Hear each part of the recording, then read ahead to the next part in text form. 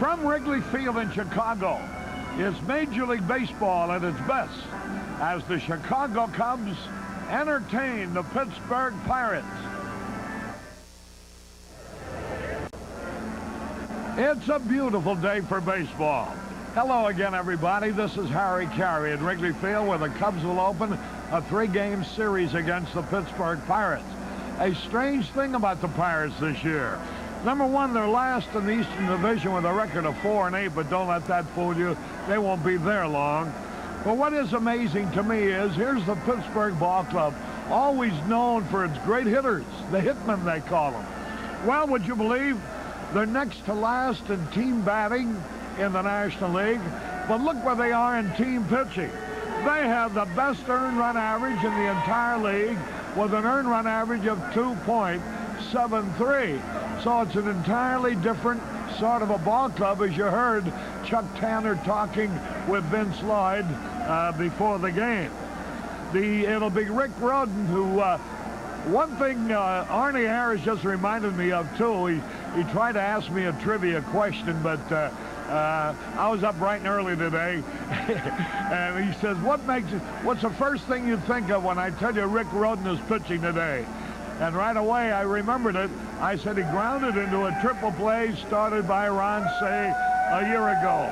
And that's, the crowd is going to be a big one, as you probably can already tell from the background that you hear. The bleacher area is already jammed. We're going to have a fine turnout, and why not? This is the first really good day of the entire spring. It's bright sunshine. There's more of the same promised for tomorrow and again Sunday as the Cubs end this particular homestand. And tomorrow, you got to bring your youngster out to the ballpark because, number one, it's a 2:20 starting time, by the way. But every youngster 13 years of age and under will receive really a beautiful batting helmet. They have a brand new Chicago Cubs batting helmet, entirely white, with the only coloring is the logo on top of the helmet, which the kids will really, really enjoy. So whether you have little boys around the house or little girls around the house, bring them to Wrigley Field tomorrow afternoon so they can proudly wear one of the Chicago Cubs batting helmets. Now we invite you to enjoy with us our national anthem. Miss Rebecca McFadden.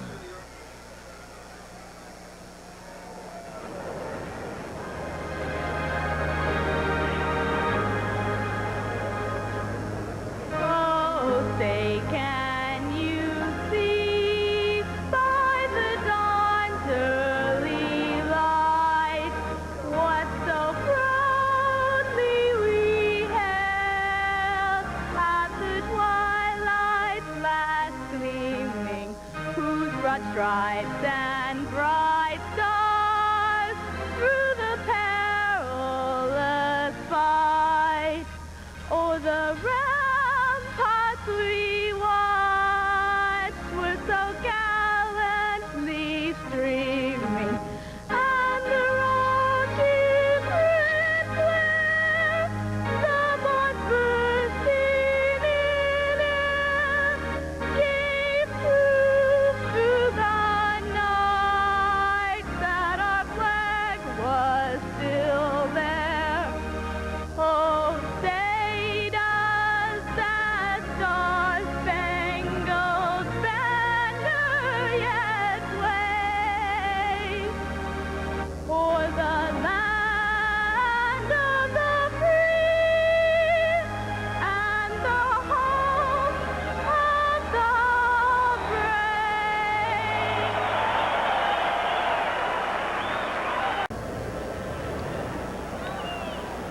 Harry Carey and Steve Stone were at Wrigley Field. The sun is shining brightly, a beautiful afternoon. Hope you're going to enjoy this day of baseball with us. Dick Ruthven taking his warm-up tosses. Here quickly are the lineups for today's game. For the Pirates, Marvell Wynn out of Hirsch High School here in Chicago in center field. Johnny Ray at second base. Bill Madlock at third. Jason Thompson at first. Tony Pena away to a great start with a bat. The catcher, Amos Otis in left field. Doug Frabel in right field. Dale Berra, the shortstop. And Rick Rhoden was 1-1, lost 2 with an earned run average of 5.51, will be the pitcher. For the Chicago Cubs, Henry Cotto, the rookie, will be in center field. Ryan Sandberg at second base. Gary Matthews in left field. Bill Buckner at first base. Ron Say at third base. Mel Hall in right.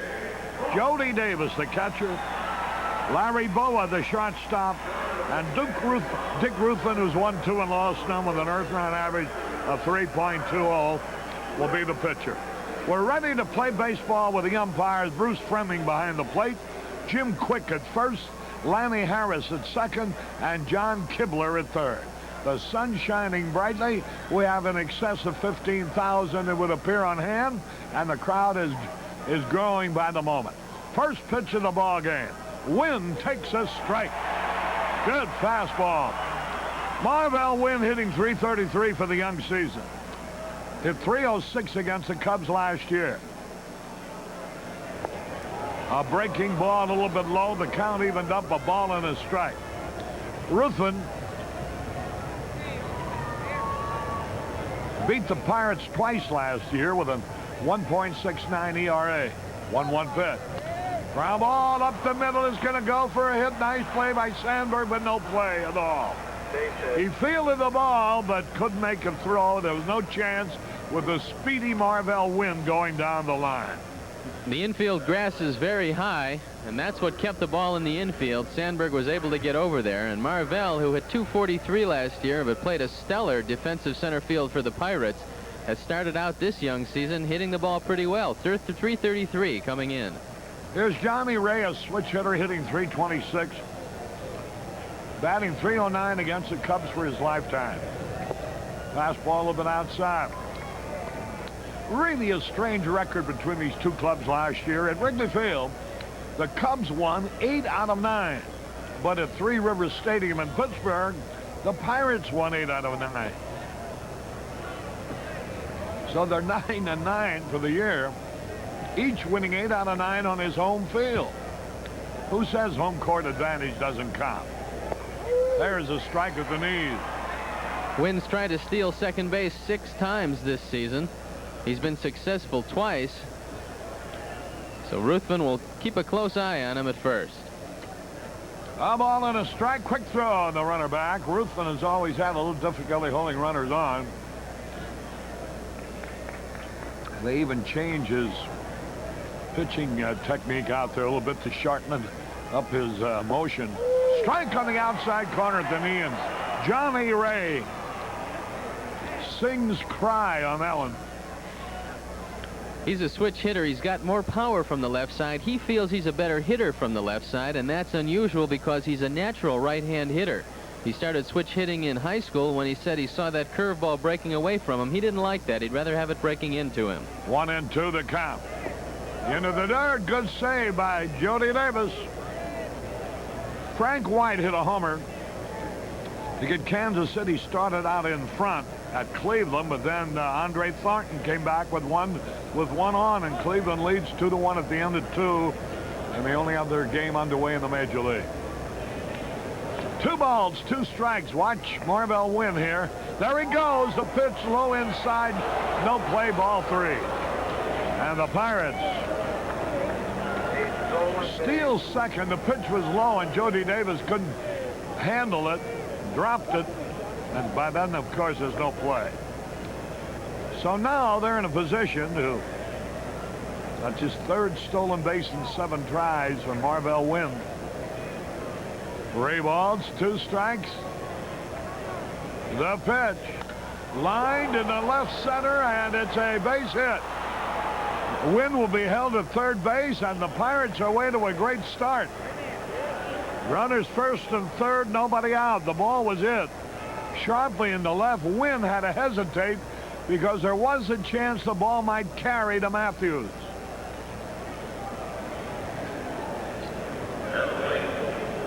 And now Dick Ruthven has his work cut out of him for him, because look who's coming up. Bill Madlock, former Cub, away to a slow start.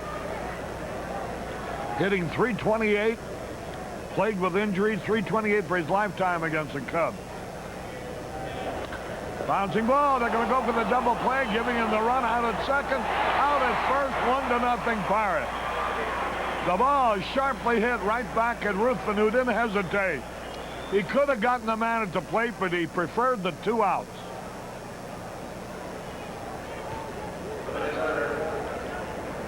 No doubt about the DP. So, 1-0 Pittsburgh. Thompson had some back problems last season. He says he's completely over them now. He's off to a pretty good start. There's the pitch, foul back, out of play. 1 strike and nothing. They're still coming into the ballpark. Why not? If you're in the neighborhood, come on over. Plenty of room for you. And it's delightful in the sunshine. 0-1 the count. The pitch. Slow curve outside. Boy, I was at my sparkling best conversationally last night. Went to dinner with Yosh Kawana. 1 hour with me, and he fell sound asleep at the table.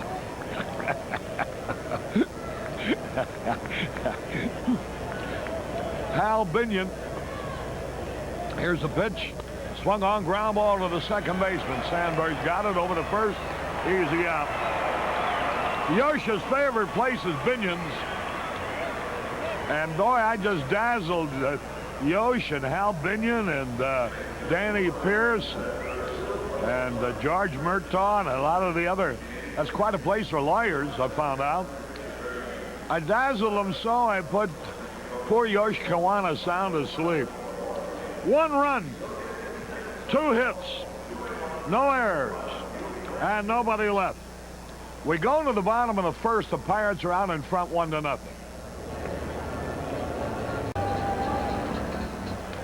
Harry Carey, along with Steve Stone, as we go to the bottom of the first inning, 1-0 in favor of the Pirates.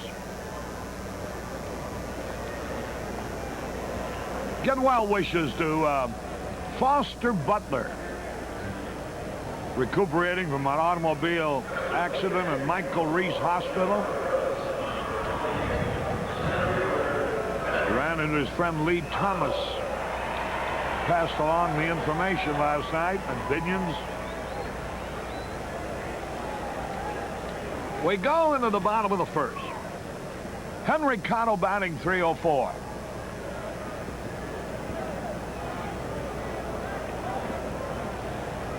There's Al Monchak. There's Chuck Tanner behind him.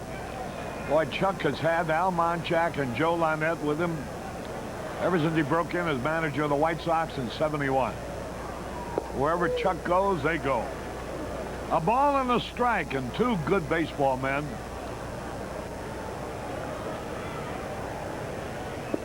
A little bit low. 2 balls and a strike. Kansas City went back out in front 3-2 in the third at Cleveland. Cotto trying to get something going. 23-year-old rookie, a Puerto Rican lad who's showing rare promise. 2 balls and a strike. The delivery. Had a good cut, fouled it back. Roden started his career in 1971 in Daytona Beach. In those days, he was a tremendous young prospect with the Los Angeles Dodgers. He came over to Pittsburgh, even up for Jerry Royce in 1979. Last year, he was 13-13 with a fine .309 earned run average. He likes to throw his changeup when he's behind the hitter, so watch for 2-0, 2-1 changeups. 2-2 delivery. Struck him out, swinging. Cotto goes down swinging 1 out. Roden in his lifetime has been particularly effective against the Cubs. He's beaten them 8 times, lost to them only 4 times, but what's more, his earned run average for his career against Cub teams is 2.86. Here's Sandberg. Popped it up on the first pitch. The shortstop, Berra, is there, and he has it. Quite in contrast to the Pirates against Ruthven, the Cubs against Roden. have started very impotently. Here's Gary Matthews. Second in the league in hitting with a .400 batting average. Tony Gwynn of San Diego is the only man ahead of him.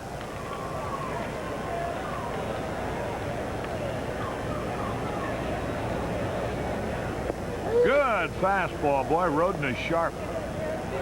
Matthews also leads the National League in on-base percentage. He's gotten on base 55% of the time. There's a pitch inside. Gwynn is second to him in that department, with Jody Davis and the Cubs third. 1-1 pitch. Smash, but right at the second base.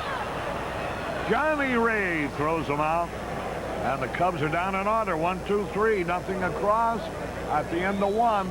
1-0 in favor of the Buccos.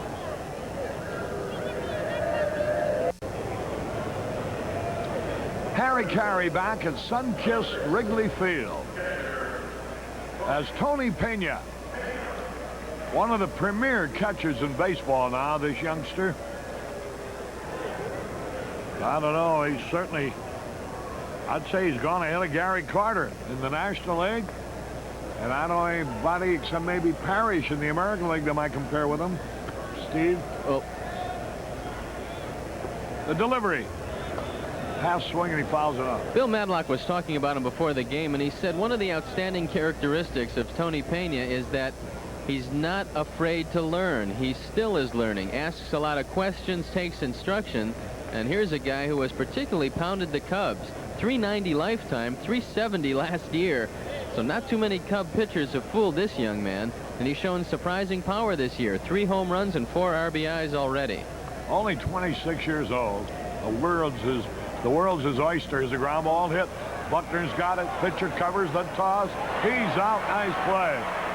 The toss by Buckner wasn't exactly an easy play for Ruthven, who, running at top speed, backhanded it nicely. Buck doesn't get a lot on this toss. Watch Ruthven. He shows you some pretty good athletic skill by timing both his catch and his steps to get to the bag a little bit ahead of Pena. Now there you see him. Has everything together and makes the out. Here's Amos Otis, for years with the Royals. Now playing left field for the Pirates. Fastball a little bit outside. 1 ball, no strikes, 1-0. The Pirates are leading. An infield hit, a solid hit, a stolen base in between, and the run scored on a double play. Swung at a fastball and he missed it. Otis is having some trouble adjusting to the National League. He doesn't have any home runs yet, hitting only 139. And it's a whole different philosophy. He spent most of his career over there in the American League. The delivery. He'll be 37. 26 in about a week, the 26th of this month. Amos Otis originally with the Mets. Came up with the Mets in '67. Lovely faces in the crowd. Slice foul. Count evens, 2 balls, 2 strikes.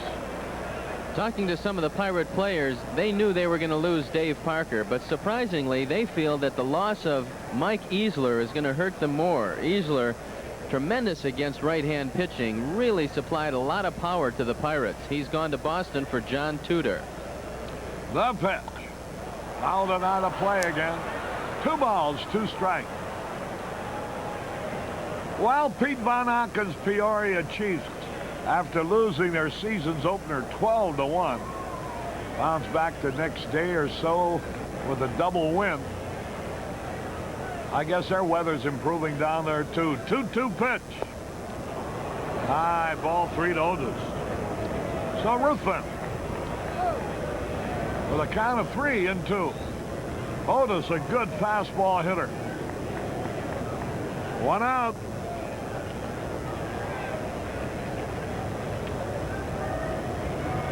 Otis's biggest year in homers was 26 with Kansas City in '72. 3 balls, 2 strikes. Hey, struck him out. Powder River on that. Just rear back and fired it by him. There is a big difference in Amos Otis because his reputation has been one of when he has the pitcher in a hole and he can look fastball, he was a devastating hitter. That was a 3-2 fastball right down the middle, and it just overmatched Amos. So with 2 out, here's a youngster, 24 years old, Doug Frabel, swings and misses the first pitch.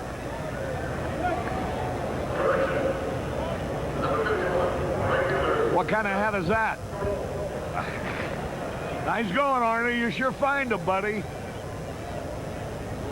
You got a radar eye for hats. Ground ball easy out. Sandberg throws out Frabel. 1-2-3, nothing across. We go to the bottom of the second, 1-0 Pittsburgh.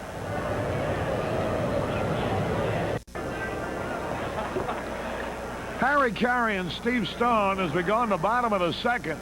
Hey, Jack, Brick, where are you? Hey, how are you, buddy? All right, Harry. Listen, this crowd really is a most surprising thing. I just talked to a couple of the ticket guys downstairs, and they're usually pretty smart about this sort of thing. They really got fooled today. They were expecting maybe 12. You know, Jack, I used to know you when you didn't wear ties or cashmere coats. Boy, this being an executive, that's the life, isn't it? Harry, don't talk to me about things like that. If I had your money, I'd throw mine away. There's a guy who won't do it, but he could tip more than the rest of us make. Good to see you. Jack Brickhouse with us up in the booth. We go in the bottom of the second, and here's Bill Buckner after giving a great hand, facing Rick Roden. Buckner hitting .250 for the year. He's always hit well against the Pirates. Good fastball in there, a strike call.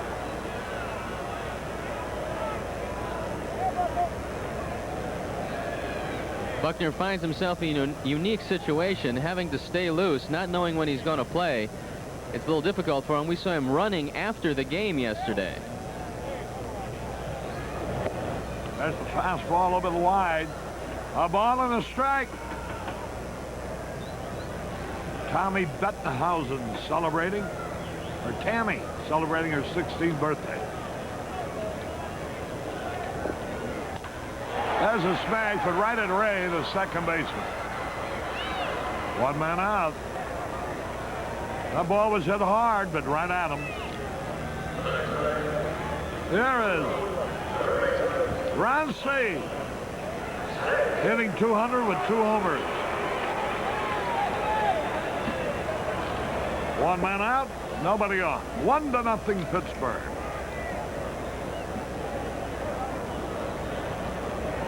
Plenty of room in right center field for Say. They're shading him around toward left. Say a high pop foul out of play. Hal McRae hit a homer with a man on in the third. That's how Kansas City regained the lead, 3-2. So Frank White and McRae have hit homers.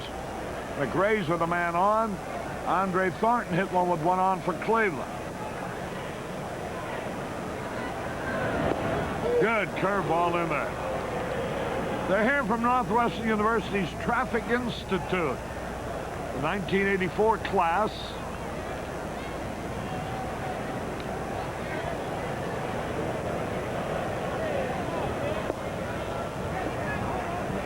The group is composed of police supervisors from all over the world in an executive development program.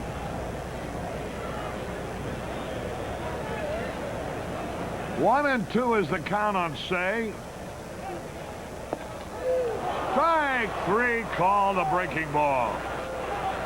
Say is out on strikes, 5 in a row retired by Roden. One of Roden's strong points is his ability to get his breaking pitches over the plate. Watch this one. It's a curveball. Ron Say completely fooled. It's waist high, not too much of a complaint there. Let's watch it from a different angle, and Roden throwing everything over the plate. Last year, he only walked 63 men in 245 innings. Here now is Mel Hall. Tried to check his swing, and he fouled the pitch off.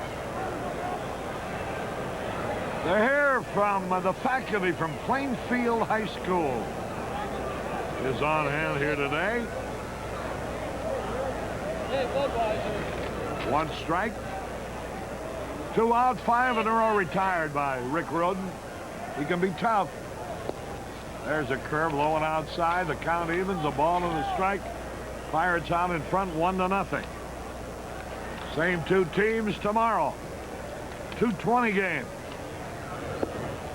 Fastball high. And tomorrow's batting helmet day.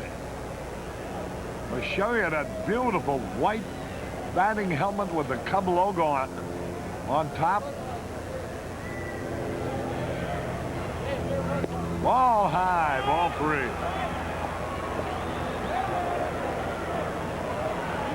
The Cubs fan club from New Orleans, Louisiana. Richard Smith is the president.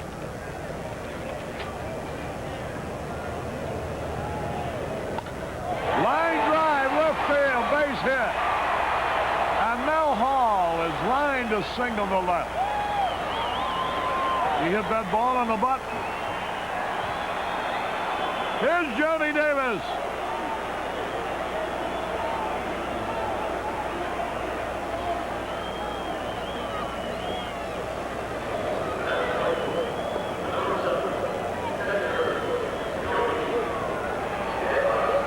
Was talking about defensive catchers, and he said, you know, a couple of years ago, Jody was a fine defensive catcher. Then he struggled last year. He said, but people don't realize you can have off years with the glove just as easily as you can with a bat, and sometimes losing your timing really affects you both ways. Jody has come back. Here's a pitch into the dirt, almost threw it away. Look at Tony Pena react. Mal Hall hitting .308 for the season. Made the first hit off Rick Roden. A solid low line drive in the left field. Roden, a big, strong right hander. A fine hitting pitcher, by the way. Last year he had a batting average of .224. Or rather, his lifetime batting average is .224. With 8 homers and 54 RBI. Very difficult to run on Tony Pena. Mel Hall, I don't think, is going to take off in this situation. He'd like to see Jody swing the bat. Had a good cut at a fastball, but he fouled it off. A ball and a strike. Jody Davis with 1 homer, 12 RBI. Hitting .371 for the year. Roden used to be Mr. April.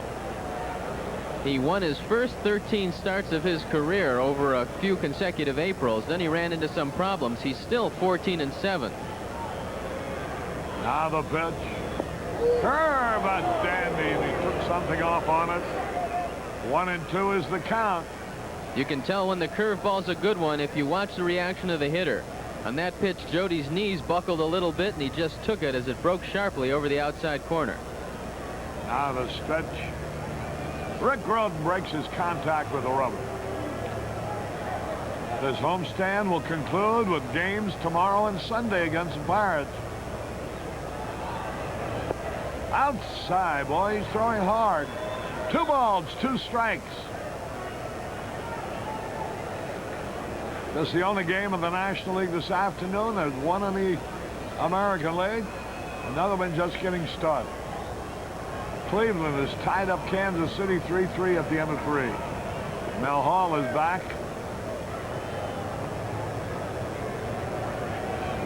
2 balls, 2 strikes.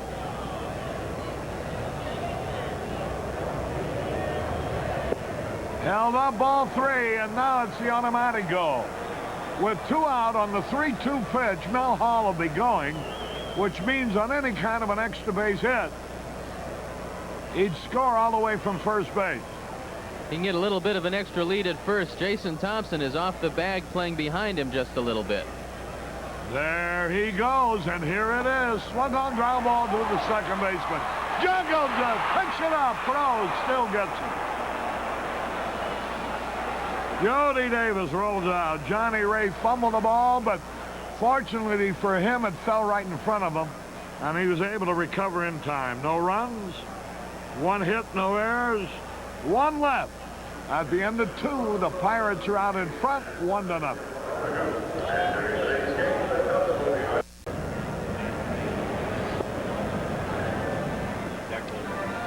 Gary Carey and Steve Stone. There's another one of Arnie's specialties. Interesting An Easter hairstyle. bonnet, right? Our gang out in the bleachers. Won't be long now. We'll be doing the game out there. Let it get warm, a little warmer. Although this is a delightful day. Dale Berra leading it off. Strike at the knee. Dale hitting 244. No homers and 3 RBIs. Berra's hitting better than the Yankees, who are managed by his dad, are playing. 0-2 the count.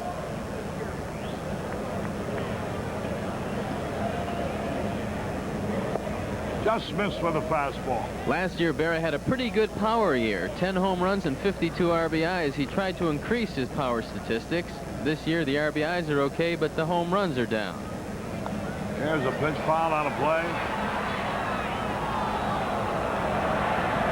Remember, May the 3rd, 14 great Chicagoans will be inducted into the Chicago Sports Hall of Fame.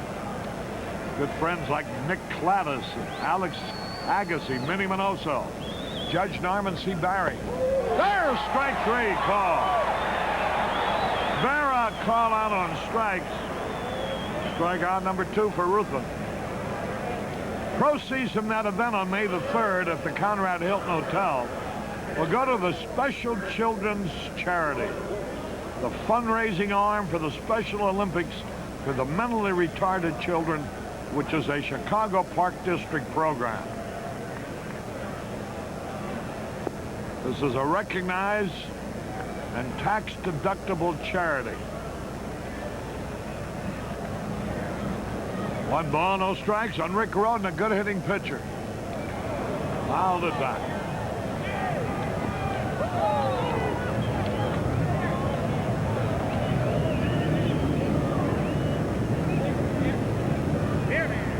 Well, some of the guys from Spooners on 3912 Clark Street are here today. A ball and a strike. Rick Roden, the hitter. A little bit low.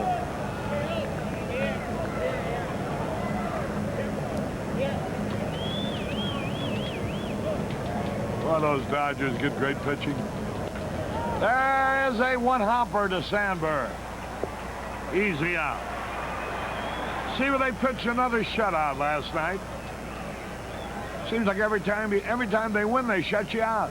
When you can have a pitcher the caliber of Bert Hooton in your bullpen, Harry, you know you've got a good starting rotation. They've got a pretty good ballpark to pitch in, consistent weather, but they come up with great arms year after year after year. You know who leads the league in shutout pitching? The Cardinals and the Dodgers. Each have pitched 3. 1 ball, no strikes. Here's Marvell Wynn, who started it all and scored the only run. There's a strike call. I asked him if he's going to make an adjustment in center field here today, and he said he's going to play a little shallower. The outfield is heavy, but the wind's blowing in. Strike call to Marvell Wynn, who came out of Hirsch High School in Chicago, attended the tryout camp held, and he was the only one of the 200 kids who was signed to a contract by Kansas City. He originally was with Kansas City, then later went to the Mets, acquired in a deal by the Pirates. 2 balls, 2 strikes, 2 out, nobody on, top of the 3rd. He had a good cut, but he fouled it back. Pretty good trade by the Pirates because they traded a guy who was going to be a second-string catcher, Junior Ortiz, and they got an everyday center fielder. So the Pirates, knowing that Tony Pena was going to catch a ton of games, realized that Ortiz was up for grabs. 2 balls, 2 strikes. A little bit outside. Jimmy Pearsall on hand here today. Pearsall and Chuck Tanner, the manager of the Pirates, were teammates at Cleveland. The night the White Sox won the pennant in 1959. 3-2 pitch. Bounce foul. That Tanner, a Yankee Doodle dandy. He'll be 55 July the 4th. The original Sunshine Boy. I've never seen a guy like him. Yeah, he and Lasorda. Boy, that's something. Got to be baseball's greatest goodwill ambassador.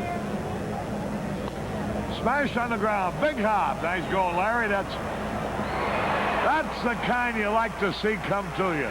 It's hugging the ground until it comes off the ridge of the grass, and then it comes right up eye high. And Boa threw him out easily. 1, 2, 3. 8 in a row retired now by Dick Ruffin. But he trails as we go into the bottom of the third, 1-0.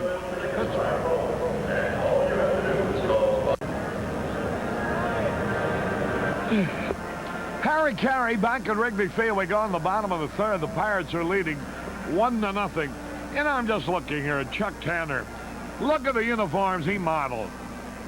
Evansville, Owensboro, Eau Claire, Pawtucket, Denver, Atlanta, Milwaukee, Toledo, Cubs, Minneapolis, Cleveland, Toronto, Dallas, Fort Worth, Angels, El Paso. Then as a manager, Quad Cities, El Paso, Seattle, Hawaii, before finally taking over the White Sox, his first full year being 19. He paid his dues, and there's no doubt in my mind that the two perfect managers for this day and time of baseball, two of the most perfect, got to be Lasorda of the Dodgers and Tanner. Here's Larry Bow on the first pitch, easy pop foul, and Madlock makes the catch, 1 out. Because the ball player today, you really can't drive him. You got to coax him, and you got to good humor him along, and yet you've got to maintain his respect, so you have to be enough of a disciplinarian too. The thing about Chuck Tanner, Harry, is that the players want to play for him, and that's something that you really can't teach in a manager. A lot of them know the game very well. A lot of them are tremendous during the game as far as managing is concerned, but making your players want to play for you is a unique characteristic. Here's a pitch, and Ruffin fouls it off. 1 strike and nothing. Jim Fry, of course, has been a manager here too short a while to make any sort of an evaluation. But from every indication we've had so far, that's a knack that he has too. He is handling a couple of very, very touchy problems, and so far it's been astounding the way everybody has reacted. 0-2 pitch. Ruffin takes a lone outside. You're watching Chicago Cubs baseball through WGN Channel 9 Chicago, America's #1 sports station, where you see the news at 9. A little bit low. Well, we get Ruffin on there with the top of the batting order. Henry Cotto will be coming up next. 2 balls, 2 strikes, 1 out. A little tap foul. You know, this is where it's touchy, Steve. Is your ball club better off with Durham not hitting against a rodent, or with a Cotto, a rookie, hitting against him who's a right-handed batter? Where are you going to play Leon? In center field, though? That's the problem. Foul back. Hey, nice catch by a fan in the upper deck on the first base side. Give that man a contract. You know, that's what Bill Veeck, when he owned the Browns, used to do. The ushers would rush right over with a signed contract. One of spectator caught a foul ball.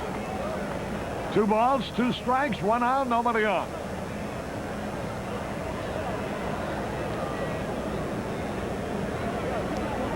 Then Bill had more things going.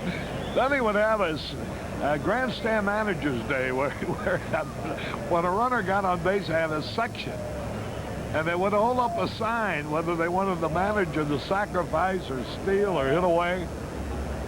2 balls, 2 strikes.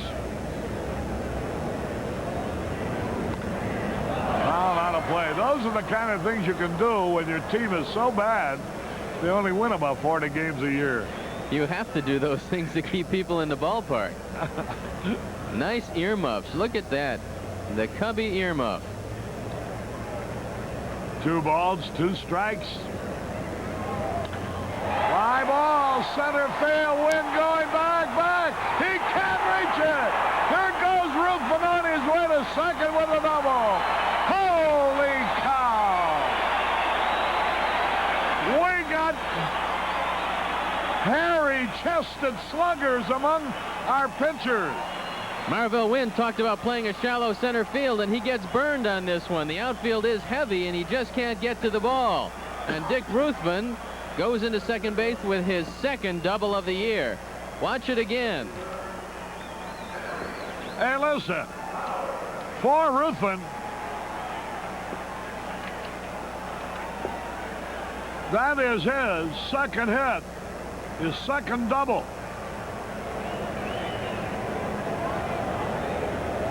Trout has 4 hits. Sanderson has 1. Rainey has 1. Our pitchers have 5 hits. Cotto fouling off the first pitch. He struck out his first time. The Pirates have a man at third, and Bill Madlock, who's got a very sore right shoulder. He threw 2 balls away in San Francisco. It's something you might want to take advantage of with a bunt down that third base line, especially with the high grass and a man on the mound who doesn't have great mobility in Rick Rhoden. The pitch on the way. A little bit inside to even the count. Henry Cotto has given no indication. Cotto has shown that knack of bunting the ball well. Ruthven with his powder blue Cub jacket on at second base. Ball high, ball 2. 2 balls and a strike. They throw down to second, but Ruthven's standing on the bag. Sandberg will be up there next. A leadoff, a 1-out double to right center by Dick Ruthven gives the Cubs an opportunity against Rhoden here in the third. 2 balls and a strike.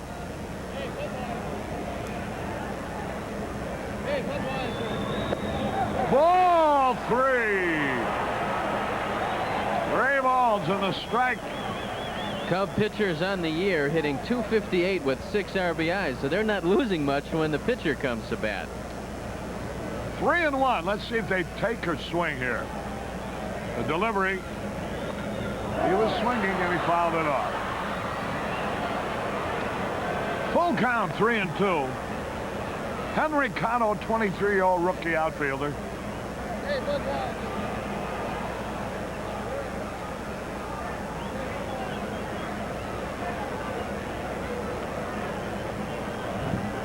3 balls, 2 strikes.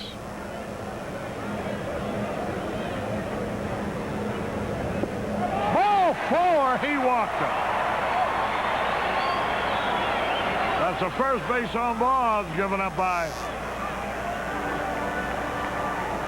Rhoden.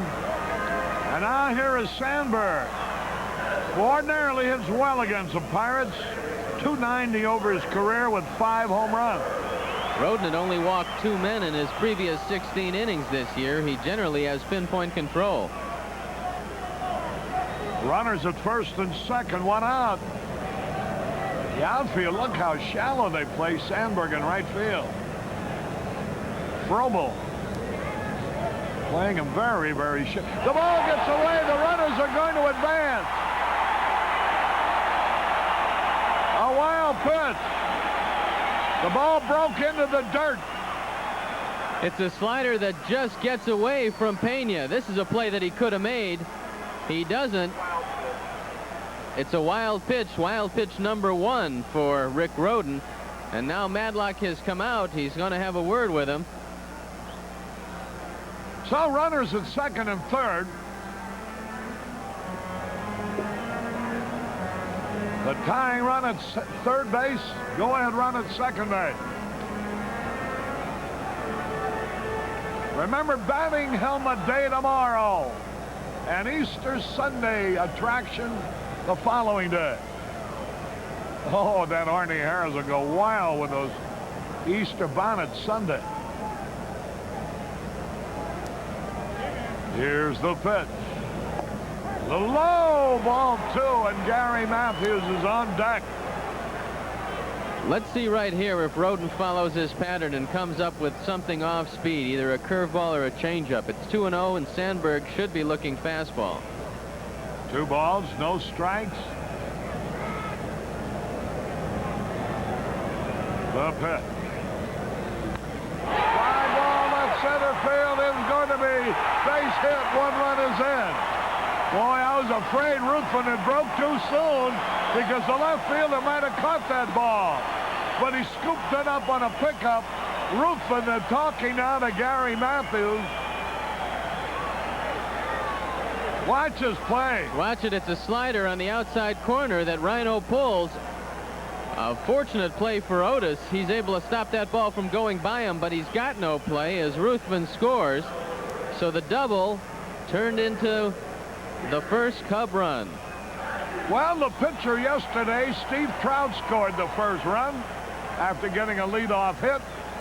Today, it's Ruthven who scores the first run after getting a hit with 1 out. Here's Matthews with runners at first and third. Cotto had to hesitate. He wasn't sure whether Ruthven would tag up or not. Action in the Pirate bullpen. Boy, look at the speed we got on the corners right now. Sandberg at first, Cotto at third. Jose De Leon has started to throw, and last year he was one of the starters for the Pirates. He's got a great arm, a good young pitcher. Here's Gary Matthews. Into the third, ball 1, and Roden's been falling behind hitters in this inning, and that's why he's been getting in trouble. Matthews hitting .389 for the year. Infield playing back, hoping for the double play. There's a throw to the first, the runner back. Bill Buckner on deck. Sarge treated his teammates to a post-game meal yesterday. 8 bushels of Maryland crabs. 1 ball, no strikes. Did it hit his bat? Yeah. He was trying to duck out of the way, and the ball hits his bat and goes foul. Back to the backstop screen where Marlon Collins recovers it. Gary Matthews digging in. A ball and a strike. Runners first and third.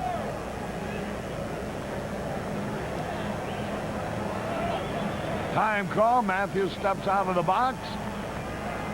A little battle of psychological warfare there.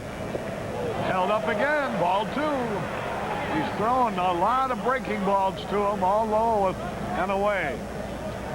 2 balls and a strike. Cotto, the runner at third. Sandberg, the runner at first. Sandberg drove in his 11th run of the year with that single to left. 2 balls and a strike. Runner back. Sandberg has not tried to steal second base yet. That shows you the respect of Tony Pena. Let's watch him closely on this 2-1 count. Ball 3, snap, throw to first, safe. 3 balls and a strike. Bill Buckner coming up next.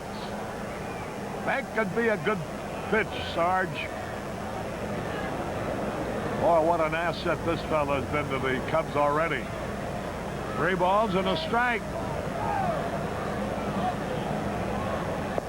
Ball 4, the bases are loaded.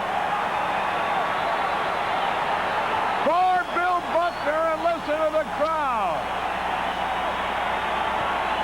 Harvey Haddix, the pitching coach, coming out. Listen to them. They're all on their feet. Haddix doesn't like what he's seen this inning. Roden has lost that pinpoint control.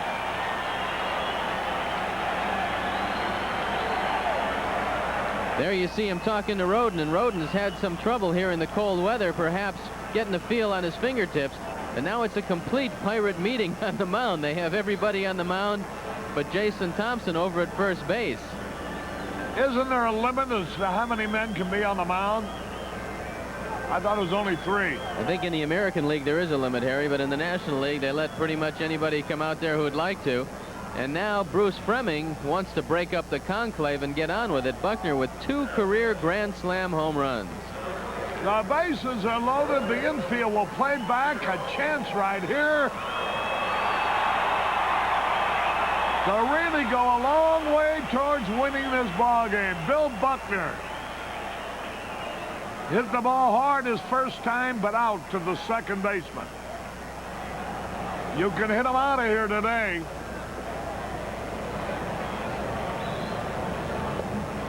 A little bit wide, ball 1.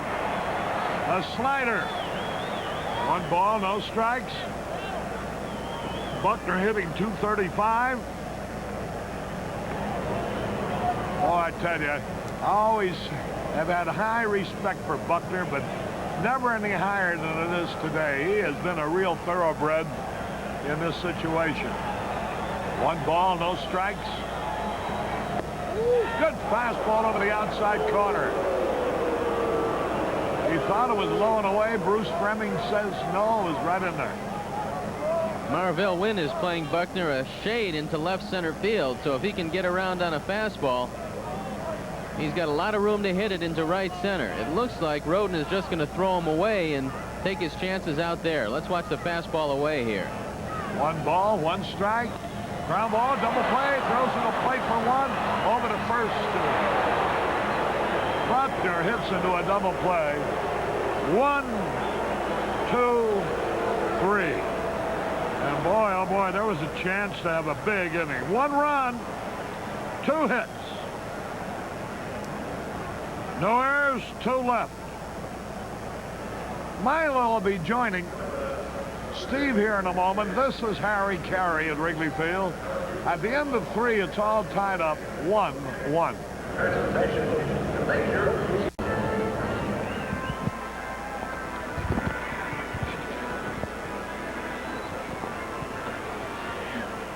We're ready to go to the 4th inning. Hope you're having a marvelous Easter weekend. We are here with you on Good Friday. Milo Hamilton with Steve Stone. And I thought we were going to bust it loose there. A tough inning. Buckner tried to take that outside fastball and pull it, Milo. That's the ball that you got to go to left center with. In trying to pull that pitch, you ground it usually to the right side. And Roden, who's only made 1 error since 1980, was flawless on that double play. So both pitchers been helped on a double play that started with the pitcher. Ray with a big bouncer to Boa. Should be easy. It is. So Ray starts off the 4th. First pitch bounces out. And since that first inning, when the first 2 hitters up got hits, Ruthven has just been pitching a marvelous game. He's retired 10 straight. And after the first 2 hitters, as you said, he's throwing all strikes and keeping the ball in the infield. And the double play saved him from a big inning. There's a strike to Madlock, who hit into that double play. Madlock has said that people don't realize when you have a sore shoulder, it affects your stroke a little bit. Here's a guy hitting 170. This is one of the finest hitters in baseball. Say, good stop. Long throw across. Scooped out of the dirt by Billy Buck, and it's 2 away. Good play on both ends. Well, Say had to give a little bit of ground right here. This ball looks like it's going to sneak down the line. Watch Ron Say back up a little bit. And watch the play by Bill Buckner. There you see him scoop it up easily. We'll take a look at it from a different angle. And Madlock is out of there. And if you're wondering why there's a swing by Thompson, had to set up and get rid of it in a hurry. Don't let those big legs of Madlock fool you. He runs very well. Say had that in mind as he was up there, and he got rid of it in a hurry. And here is Thompson waiting on an 0-1 from Rufus. Out into deep left center field. That'll find the crease. Thompson will go into a second with a stand-up double. The 4th double of the year for Jason Thompson, and unlike a lot of power hitters, Jason Thompson has enormous power to the opposite field. with the wind blowing in briskly here today. He takes this ball, drives it into left center field. Nobody can run it down. And Jason is in at second. So the 2-out double by Thompson and Tony Pena the batter. And there is the skipper of the Pittsburgh Pirates, Chuck Tanner, all bundled up. He held court in his office today. He's a media corps' dream. And there's the skipper, Jim Fry of the Cubs, who has his ball club off to its best start in a number of years.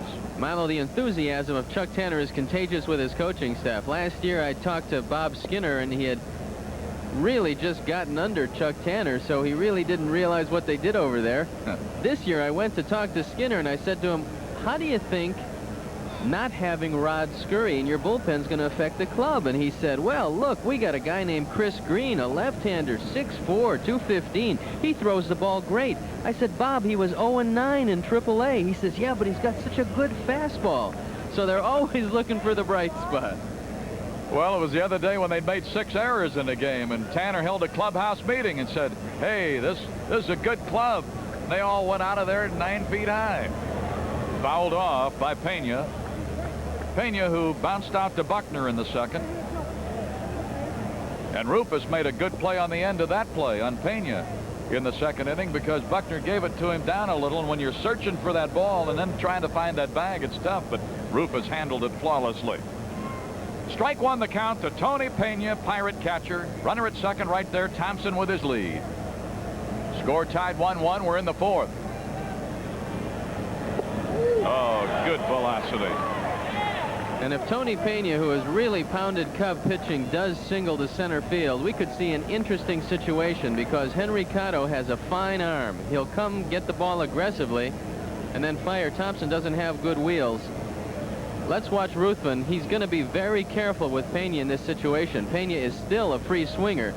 He might decide to swing at a bad pitch, perhaps a breaking ball in the dirt. No balls, 2 strikes. Setting up, down, and away on him. And right up the middle. How in the world did he ever get that ball up the middle? That Rufus, I think, would tell you that was a pretty good pitch. He tried to waste a curveball, Milo, and he tried to throw it in the dirt. He didn't get it low enough. Watch it. It is a good pitch, and he does drive it through the middle. Rufus tries to knock it down with his foot, but it's hit so softly that Cotto, who comes in charging aggressively, doesn't have a play. So he did indeed single to center. Unfortunately, he didn't get to Henry quickly enough. So the Pirates have reclaimed the lead in a 2-1 game. Amos Otis struck out swinging in the second inning. So after 2 away, they've come up with a double and a single. There's a bouncer to Sandberg, a little flip to Boa. Force play, 4-6. That'll do it in the fourth. 1 run, 2 hits. Pena driving in Thompson. No errors. Pena left. Rather, Otis left because they forced Pena. So in the middle of the fourth, it's turned around again. Pirates 2, Cubs 1.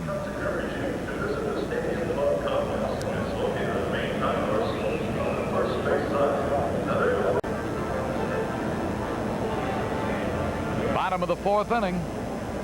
Roden now with a 1-run lead again, and it'll be Say, Hall, and Davis, members of the sparkling Channel 9 television crew, with good wishes to Bertha Howell and Cecilia Blakely at Augustana Hospital. Also Ed Whitnick, have I got that right, Arnie? At Oak Park. And Mr. and Mrs. Dean Grazier, Dean on the ground crew here. Proud grandparents, Stephanie Avila, baby girl, 7 pounds. So the good wishes to all of those folks from the folks here on the Channel 9 crew and some of the members of the ground crew as well.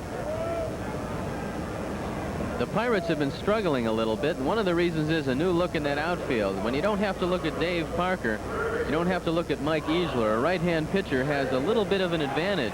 It used to be that they sent some pounding, devastating left-hand hitters against you. No mean to denigrate Doug Frobel, but at least to this point, looks like he's going to have a tough season trying to carry the load of a Mike Easler. And also Otis is out of the gate slow also. So you've got Roden working to Say. Foul back for the Penguin. Upper deck, look. I thought he was going to bounce that one back down on you, folks. Strike one count. Say was called out on strikes in the second inning. One of 2 strikeouts recorded by the Pirate right-hander.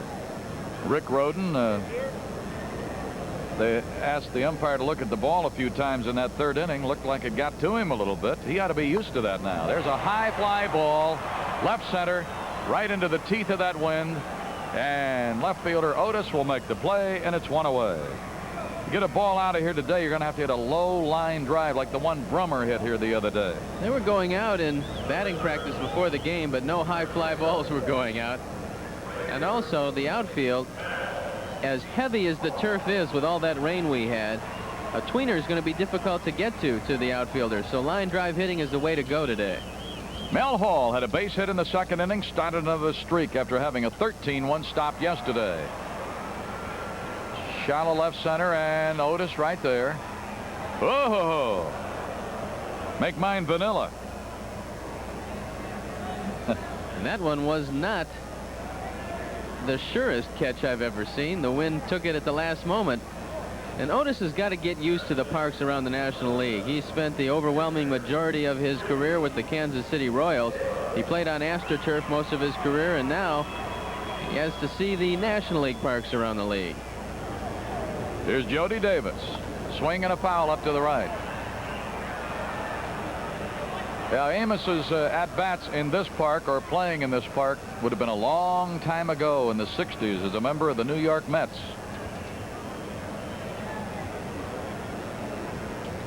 No balls, 1 strike. 0-1. A ball and a strike. Kansas City 6, Cleveland 3. They're in the bottom of the 6th. Over at the big ballpark on the lake in Cleveland.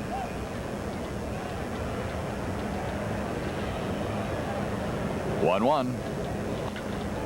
Right at the second baseman, Ray. Picks it clean. Fires to Thompson. 3 up, 3 down inning for Rhoden. We've played through 4. The Pirates have a 1-run lead. Pirates 2. Cubs 1.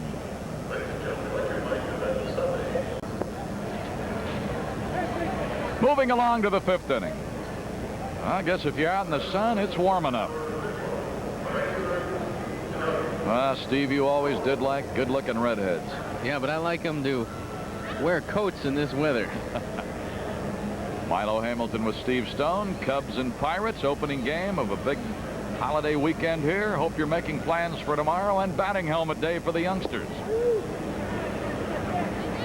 Strike 1 to Doug Frobel, who bounced out to Sandberg in the second inning.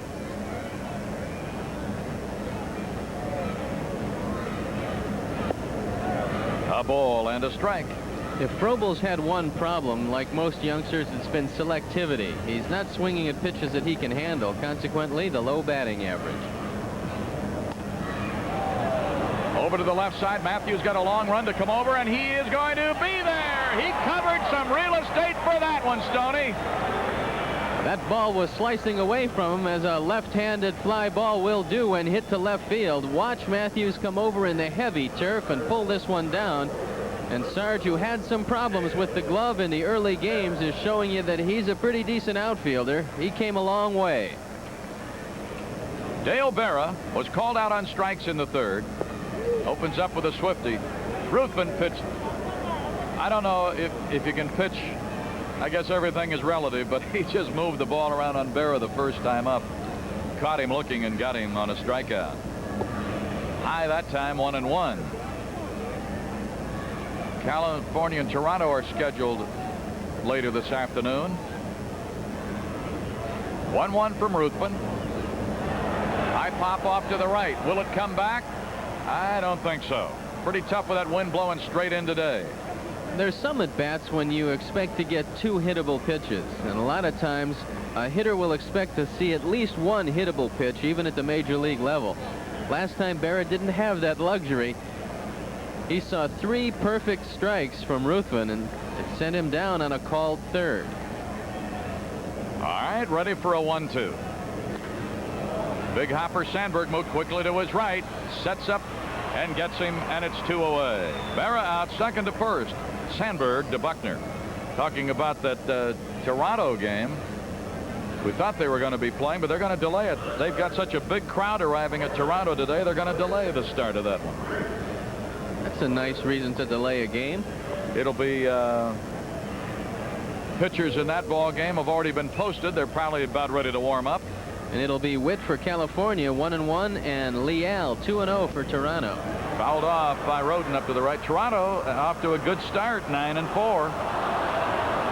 They've got that great pitching staff, and Luis Leal is one of them, along with Jim Clancy and Dave Stieb, and now Dennis Lamp, very familiar to you Chicago fans. On both sides of town.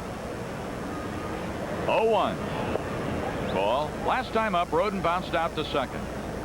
From our Channel 9 sales family, assistant manager, sports sales, Jonas Jones, out with a group in the VIP box today from Goodyear Tire.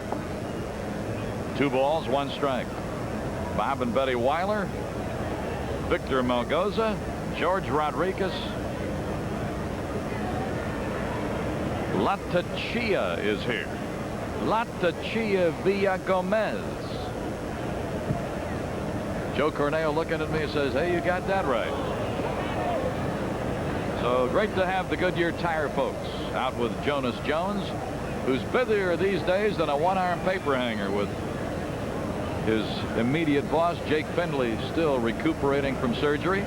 Jake's probably watching right now. You got to get better, Jake. There's a high bouncer. Sandberg to his left comes in. Lots of time. Throws him out. And it retires the side. So, after a little rocky 4th, Ruthven comes back with a good strong 5th. Not many are weak. And after 4.5, we're halfway through. Pirates 2 runs, 4 hits. Cubs 1 run, 3 hits.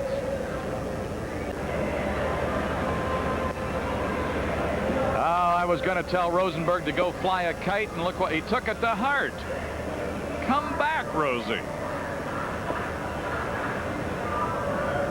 Those are the original cheap seats you're looking at right now. You've got to have some pretty good eyes and some very steady nerves to pick a perch up there. There you take a look at Rick Roden, who was very close to being out of there as he struggled in the 3rd inning, but got out of it when Bill Buckner hit into the double play. Jose De Leon was warming up in the bullpen, and look at that seat. Looks like he had a different slant on life. I'm still getting over the one-armed paper hanger. You're busy.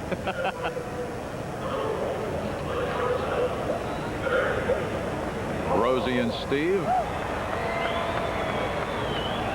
with the greetings of the season to the Gansamish Booka and to Arnie in the truck. Boa with Madlock up a little, but not way up into the grass. Thought he'd try a little venture, but didn't work that time, and it's strike 1 to the Cub captain, who popped up to Madlock over near the Cub dugout the last time up. A ball, 1-1. I think he has effectively taken away the bunt down third base. Bill Madlock is as close as you'll ever see any third baseman play. There you take a look at him, a couple steps in, and he comes in with the pitch. 2 balls and a strike. Roden has given up 3 hits. He's walked 2, struck out 2. The run he gave up, Sandberg drove in Ruthven, who had a 1-out double in the 3rd. 2-1 pitch. Look at that. He just guides that ball. That's just a nice little stroke hit into left. This ball looks like it hits off the glove of Dale Berra. Let's take another look at it. And Larry gives what Roden takes him, a fastball low and away. That's exactly where he goes with it. Watch the effort. It does. It hits right off the glove of Berra and goes on into left field. So Larry Boa is on to lead off the 5th. Ruthven, who hit the cover off the ball the last time up into that wind blowing in, still got it way out deep into right center. There's a good bunt. Thompson will let him come to him, but Rufus does his job again. You've got to be able to sacrifice when you're called upon to do so, and Dick Ruthven shows you not only can he pound the ball, but he also can get the job done, moving Larry Boa carrying the tying run to second base. Here is Cotto with a strikeout and a walk. Came in with a 5-game hitting streak.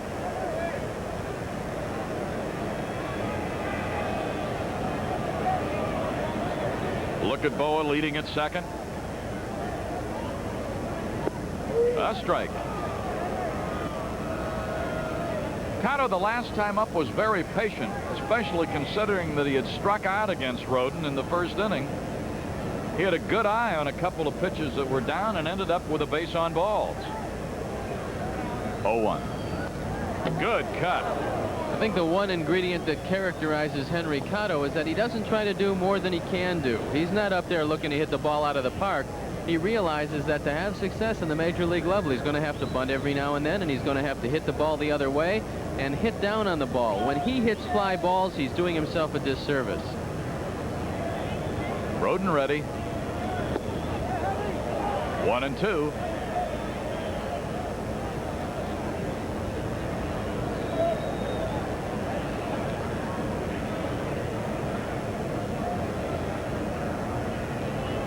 Runner at second, one down. High curve that he went after, sends it out into shallow right center. And who's going to take charge? Oh, the right fielder Probel, and he ended up having to make a basket catch. Show you what the wind did with that ball. It looked like 3 people were going to be around it, and then Probel at the very last second gathers it in. A difficult play because you have the sun and the wind to contend with, and Johnny Ray gives way, leaving nobody but Frobel to make this play. Now Frobel takes control, and he almost misses this ball, juggles it a little bit, but keeps it close to his body for the out. Well, good thing Ray didn't keep backpedaling out there and messed it up, or he'd have been the second Johnny Ray to make Chuck Tanner cry. Sandberg with 1 for 2 and a run batted in. Rosie, Steve's too young to remember that, I think. No, I remember that. My father told me it was a great song. 1 ball, no strikes. Boa at second carries the hopes of a tying run in this situation as we're waiting a 1-0 to Rhino. 2 balls, no strikes. Last time 2-0, Roden threw him an off-speed slider on the outside corner, and it didn't fool Sandberg at all as he lined it into left field. So the guessing game continues. Rhino remembers the breaking ball 2-0. Let's see if Roden does. Sandberg waiting. Fouled it off to the left side. They played 6 innings at Cleveland. Kansas City 6, Cleveland 4. To a standing room only crowd, no doubt, in that big ballpark on the lake. Well, that's a deceiving park. I remember one time went in there with the Cardinals to play a community chess game, and everybody says how disappointed they are in the crowd. There won't be any money for the community chess. There were 45,000 people there, and they thought it was a small crowd. Oh, that was close. 3-1 to Sandberg. Boa's at second base. Started the inning with a hit to left. Ruthven got him to second with a sack. Had to stay there as Cotto flied to shallow right center. So with the 2-1 Pirate lead, Sandberg trying to do something about that. A 3-1 pitch right here. He walked him. That'll set the stage for Gary Matthews. 3rd walk given up by Roden. Roden had only walked 2 guys in 3 previous starts. He's walked 3 here today. He's really struggling with his control. It got him in a little bit of trouble in the 3rd. Now he's in trouble again because Gary Matthews has shown that he can get on base over 50% of the time during this young season. And batting average is right there with it. 389 for the Sarge. 2 on, both with good speed. Boa second, Sandberg first. Laid off of it. Let me ask you something. In the first couple of innings, those were pitches that some of our players were going after.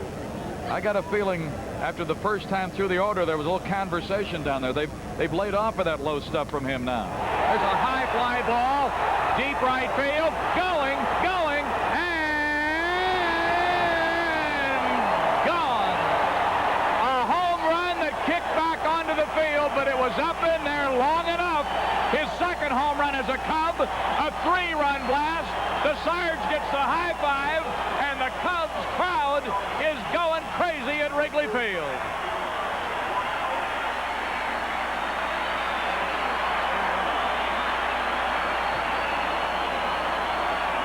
Roden had given up 4 home runs previously, and now he's given up number 5. Gary Matthews, defying the wind, takes a high fly ball into the basket in right field.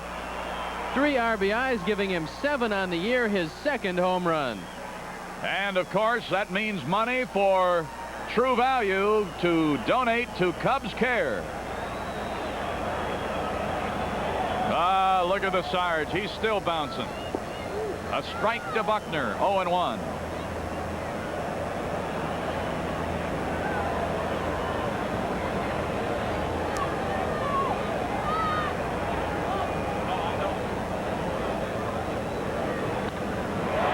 Fly ball out into left field. This will hang up for the left fielder, Amos Otis. He'll make the grab. Take another look and enjoy the home run swing of Matthews. He's shown us he can drive the ball to the right side. Watch this one. Frobel turns himself around. This one is into the seats. You're right. He defied the wind. He had to wait till it came down to know if it was gone, and it was. 3 runs, 2 hits. The big blast, 3-run homer for Gary Matthews. And the Cubs now, as they take the field in front. Cubs 4, Pirates 2.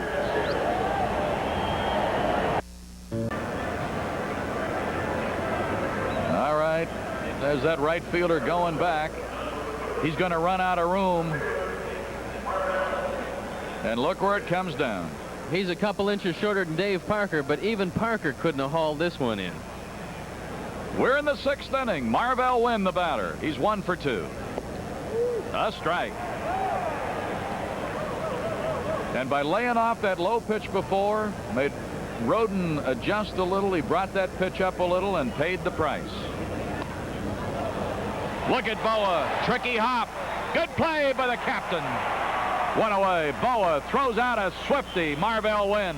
This is one of the better plays of the year for Larry Boa. This is a difficult ball to handle because 1, it's hit very hard, and 2, it comes up very quickly off the skin part of the infield.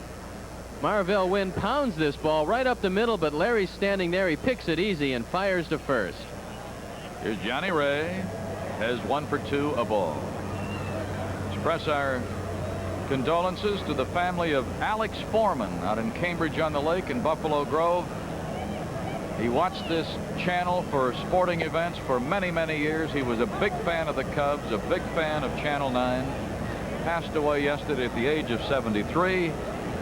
All of his friends out in Cambridge on the Lake, Buffalo Grove, mourn the passing of a good friend, Alex Foreman.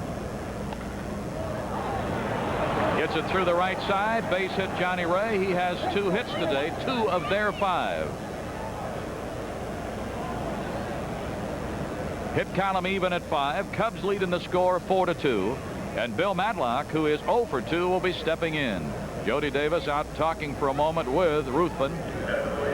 Bill Madlock hit into a double play in the 1st inning that kept them from having any more of an inning than the 1 run. The run scored on the double play. And in the 1st inning, the infield was right back where you'd expect him to be.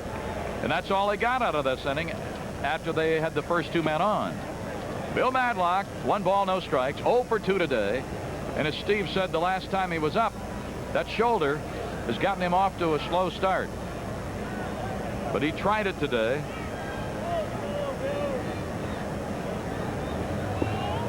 Oh, yes, he did. Madlock, one of 9 players in this century to win 4 or more batting titles. And the steady bat that he carries, you wouldn't bet against him winning another one before it's through. .316 lifetime batting average. His picture adorns the cover of the press guide for the Pirates. He takes a strike there.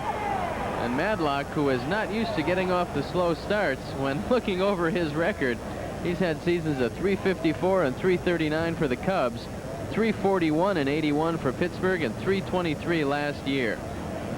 And that picture on their press guide, if the silver market ever goes up, he's in good shape because they've pictured him with 4 his silver bats emblematic of those 4 batting titles. And a lot of times a guy can have high batting averages, but not hit in the clutch often. Madlock is one of the finest clutch hitters in baseball. You don't want to face him with men in scoring position.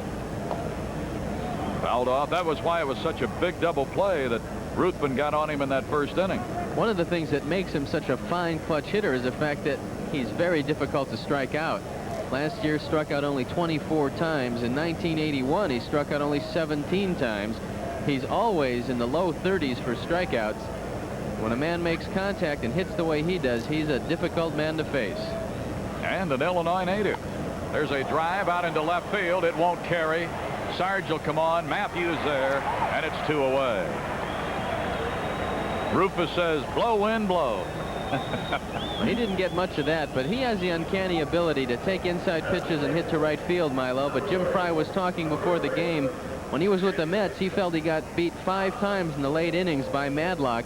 And he said all of a sudden that inside pitch that he's taken to right field all game, he decides to turn on when the pitcher tries to sneak one in there, and he's seen him beat him with late inning home runs. Now here is Jason Thompson. Had a double in the 4th after 2 out and scored on a Pena single. He's 1 for 2. 1 ball, no strikes.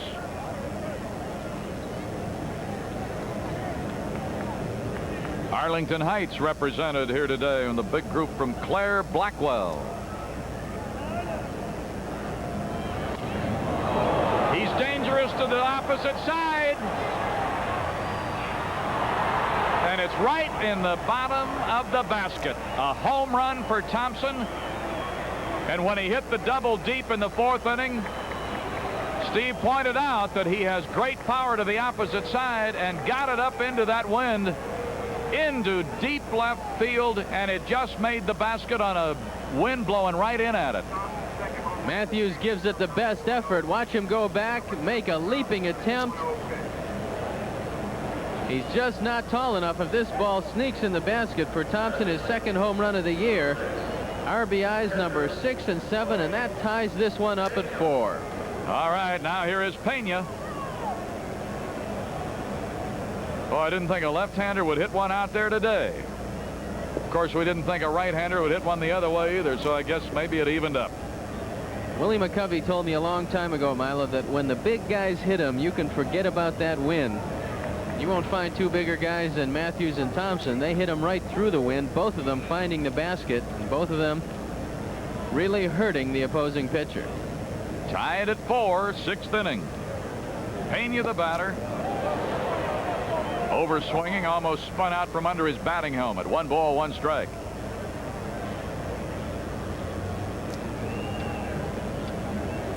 Tony Pena, come along in the last couple of years, good-looking young catcher. And when he's back at that plate and you're on base, you had to be awake. He threw one kneeling earlier in the game when Ruthven was out at second base. Threw down there trying to catch him napping.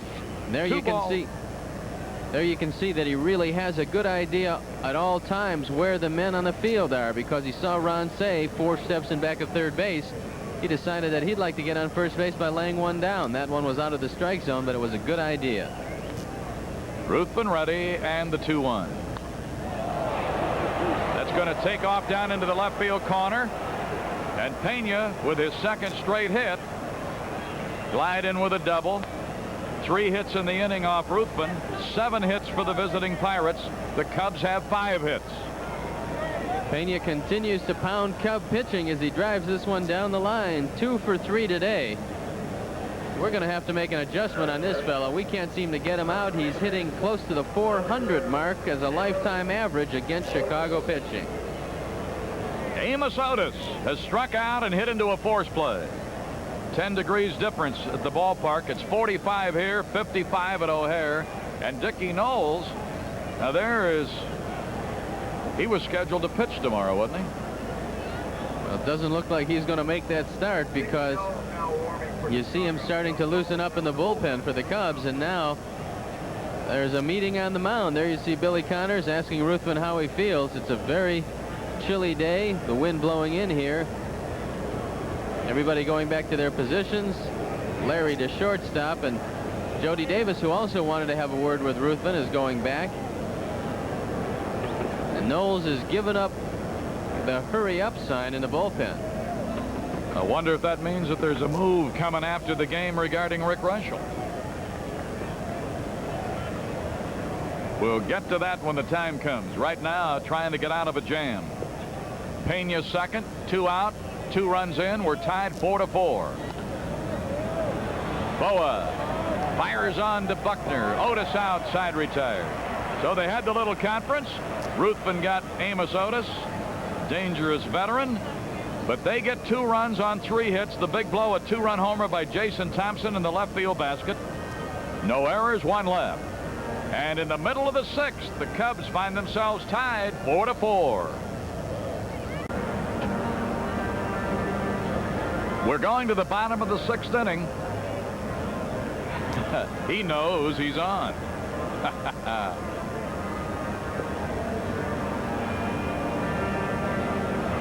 Came with pop to the ball game, huh?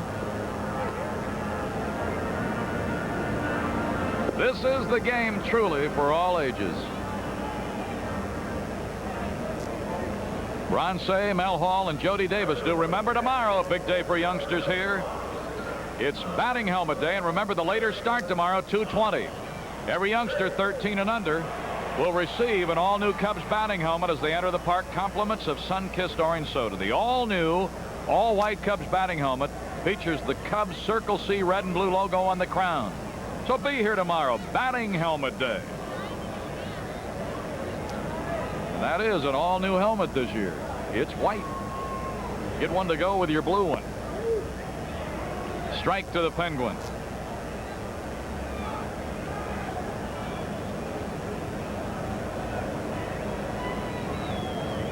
No balls and a strike. Fouled up to the right side, strike 2. The bullpen is going to start to work once again for Pittsburgh. It looks like a tunnel this time. It is Lee Tunnel, and the reason that he's throwing is that Rick Rhoden is due up 3rd next inning, so Tanner thinking ahead. 0-2. Ball 1, strike 2. And the lady who takes Cub fans all around the country and to Arizona and during the season, Phoebe Meadow, reminds us she is scheduled a Cubs fan tour in July from Arizona, Des Moines, Denver, and Vegas. 6 games here at Wrigley and a lot of extras. Oh, a strike, and Say caught looking for the 2nd time today, and he didn't like that 3rd call strike any better than he liked the last one. Was the exact same pitch. It looks like a videotape replay. It's a breaking ball inside. Watch the curveball. It's a sharp breaking pitch over the inside corner. Ron thought it curved around the plate, that it was a little bit inside. Bruce Fremming said, well, that looks like strike 3 to me, Ron.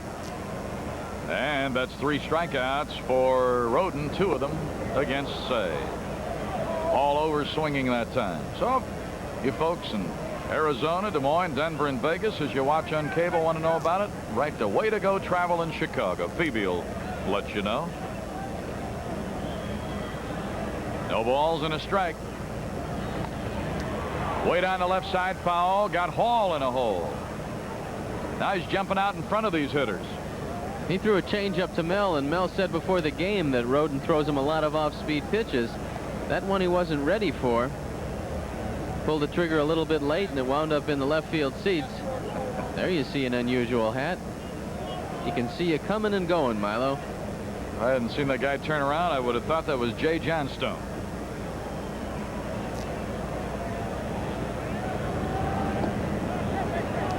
We're getting up close to the top of the hour here. Milo Hamilton and Steve Stone with the Cubs and the Pirates on WGN, Television 9 in Chicago.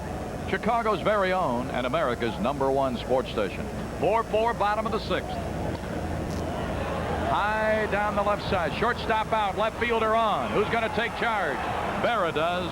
And it's 2 down. Shortstop Berra went right back near the edge of the bullpen.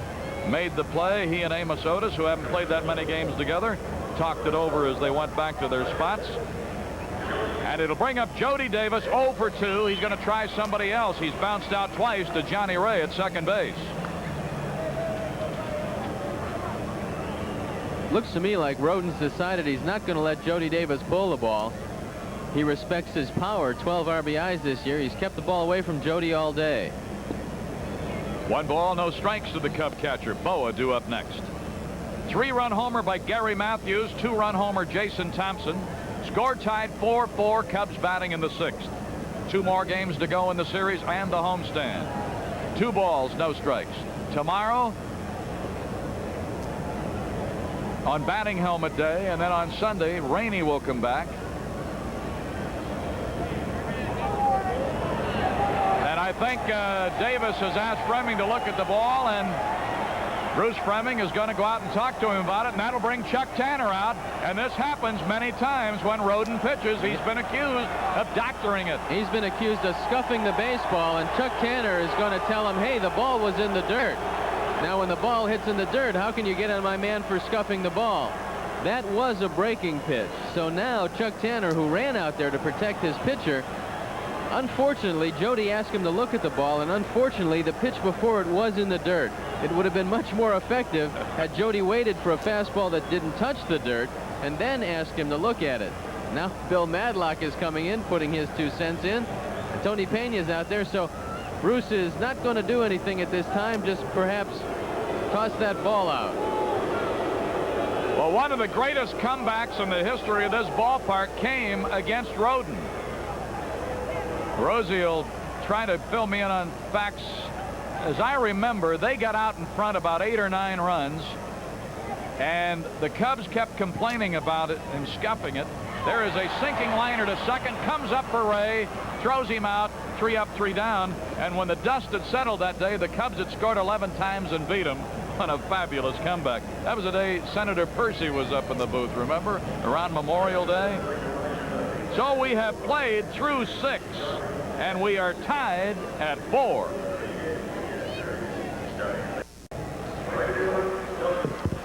Harry Carey and Steve Stone here at Wrigley Field. A very interesting ball game. Tied up 4-4. Here's Doug Frobel, the right fielder. Leading it off. First pitch, a long drive. Center field. Cotto's there. Still running at the warning track, and he grabs it. Frobel flies out on the first pitch. 1 gone. They're taking some pretty good shots at Ruthven. Well, Frobel is a free swinger, and fortunately he hit that one to the right part of the ballpark, driving it deep to center field. But he's going to hit some long home runs, and he's going to suffer through what young players always do. They don't want to take that aggressiveness away from him, however. Here now is Dale Berra. First pitch in there for a strike call. There's a group of fans from Marie's on Lawrence, hoping to see the Cubs win this one. Strike 2 call.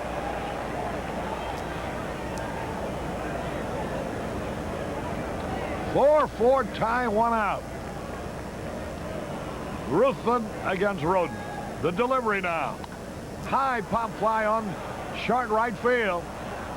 Mel Hall. Oh boy, he almost lost it. Made the catch on the run. Sandberg went out, couldn't locate the ball. 2 gone.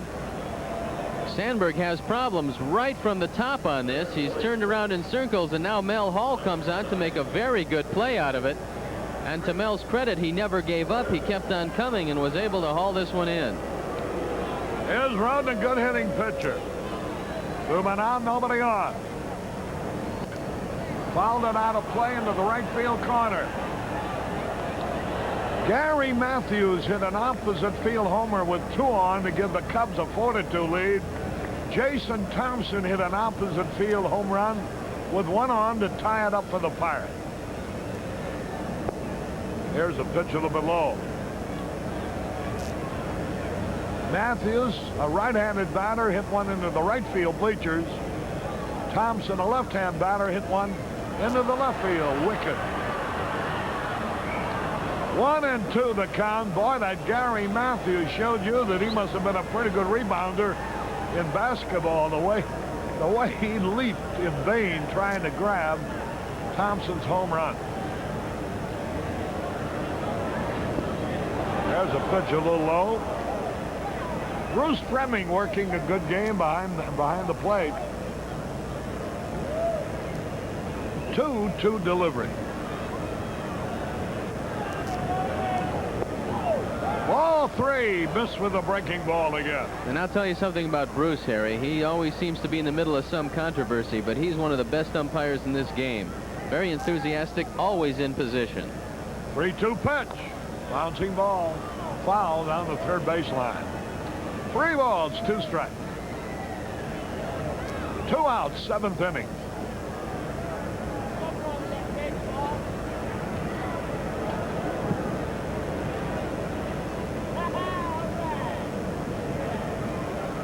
Looking ahead to the bottom of the 7th. Larry Boa, who started the 3-run 5th with a base hit, will be leading it off. There's Leon Durham sitting on the bench. Here's a ground ball. Boa will throw him out to retire the side 1, 2, 3. Nothing across. We go to the bottom of the 7th. The score all tied up 4-4.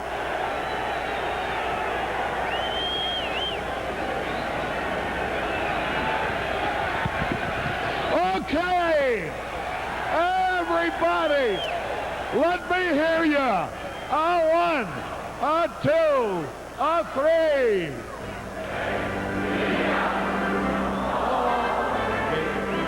Take me out to the crowd.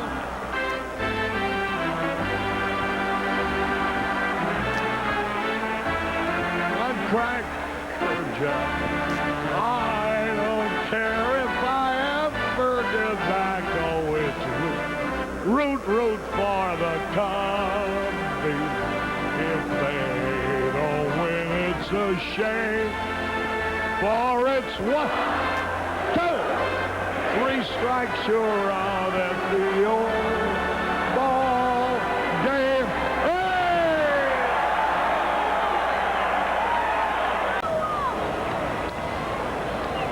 We go into the bottom of the 7th. Larry Boa leading it off with the score tied 4-4. Boa 1 out of 2 today. Roden's pitch. High fastball. Forty is in the bullpen along with Brewstar, throwing now for the Cubs. I don't think that they'll lift Dick Ruthven at this point. Strike at the knees call. They're here from Marion, Iowa. Kevin Kendall and Sharon Cooley. A ball and a strike. High, lazy, pop fly. No. The win is there for an easy out. Here's Ruthven now. He's going to bat for himself. Warren Brewster starts warming up along with Rich Bordy for the Cubs. But Ruthven's going to hit for himself with 1 out. Bottom of the 7th. Looking ahead to the 8th inning, the Pirates will have the top of their batting order. There's a high fly ball, deep right field. Frobel on the run. And it is a fair ball into the corner. Ruthven on his way to second with a double. Holy cow! His second double of the day. Harry, the ball looked foul to me. Let's take a look at it again. It kept moving away from Doug Frobel. We're going to slow it down for you. I think we might have caught a break. Let's see. Watch Frobel coming over now. He realizes he's running out of room and the ball is dropping. He tries to make a sliding catch. Well, let's watch it from a different angle. Watch Frobel come over. We really can't tell on the replay, but Ruthven winds up with his second double of the day. Here now is Henry Cotto.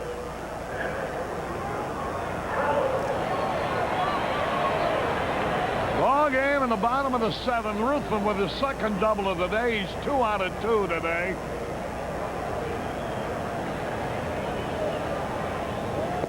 Here's a fastball high. Cotto is 0 for 2.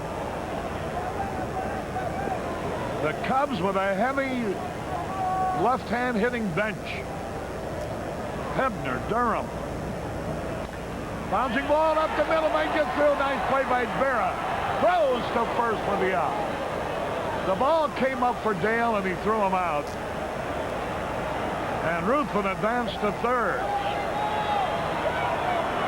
Guante and Green now have gone to work for Pittsburgh.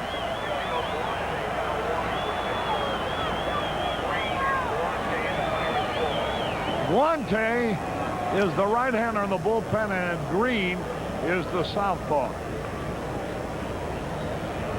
Here's Sandberg, who's 1 out of 2, drove in a run in the third, the first run of the ball game.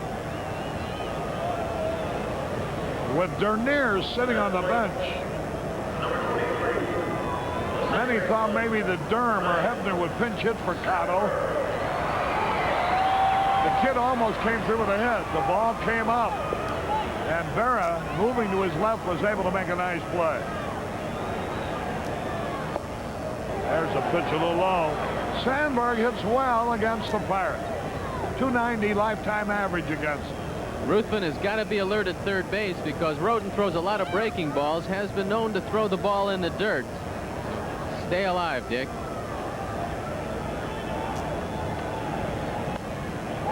Oh, diving stop by Madlock. Saved the day right there. Beautiful play. What a spectacular fielding play by Bill Madlock. Watch this again. What a play by Madlock as he dives flat out toward the line. Oh. And he's known for his bat. Well, he's just a great third baseman. And so, no runs, 1 hit, no errors, 1 left. At the end of 7, it's still anybody's ball game. 4-4.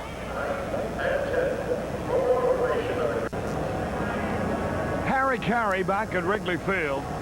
Boy, what a exciting ball game this one's been. That was about as fine a play with a ball game on the line as you'll ever see. That's a double into the left field corner, but Madlock diving, just thinking, you got to see them all. You got to dive through the air, get your glove exactly where that ball is, the only spot you can catch it. Scramble back to your feet, make a perfect throw to get one of the fastest base runners in the game today. Madlock, just a tremendous play. Now, the Pirates have the top of their batting order, and Ruthven, who's had 2 hits today, 2 doubles, has had a total of 3 hits this year, all 3 doubles, throws a called strike to win. Marvell Wynn, 1 out of 3 for the day. Tough hitter.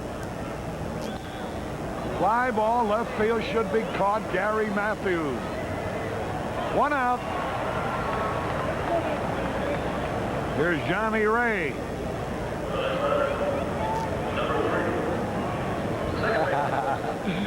All right, gang. From Forest View. This, Bud's, for you. Johnny Ray, who hit so well against the Cubs. 309 lifetime average. High, pop fly, tough play. I don't know if anybody can reach it. Foul ball. Long run by Gary Matthews and Larry Boa. Fortunately, that one fell harmlessly foul. Well, we can hold them here in the 8th. The heart of the Cubs batting order coming up with Matthews, Buckner, and Say. And if anybody gets on, Mel Hall in the 8th.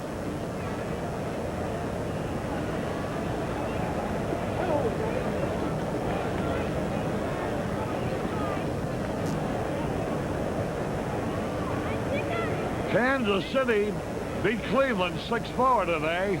Cleveland. There's a pitch a little inside. A ball and a strike. California, Toronto, no score in the 2nd. Ball outside, ball 2 to Johnny Ray. He's 2 out of 3 today.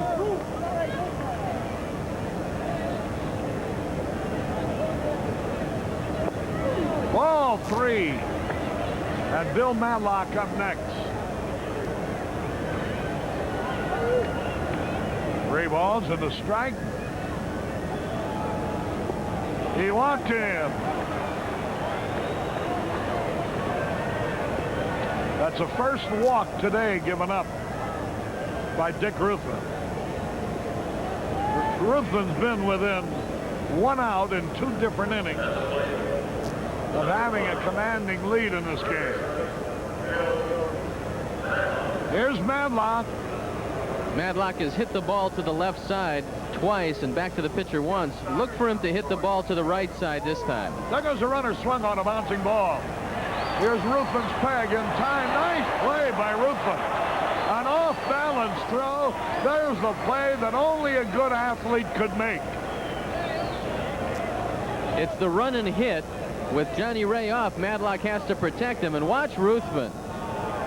No chance to set his feet, fires to first and gets Madlock a great play. Take a look at it again.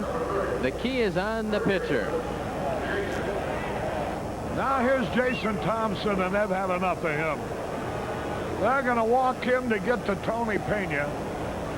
Pena's only 2 out of 3 today with an RBI single in the 4th with 2 out. It was a big hit. Then he doubled after Thompson's homer in the 6th. But at least they're getting the percentage of a right-hander versus a right-hander. Stoddard has gone to work in the bullpen. And Pena has been very tough on Dick Ruthven thus far. So let's see what happens here.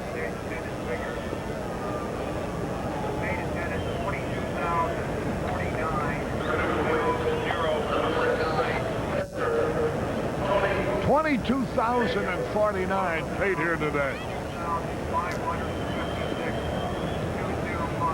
Boy, the game's on the line right here. Runners at first and second. 2 out.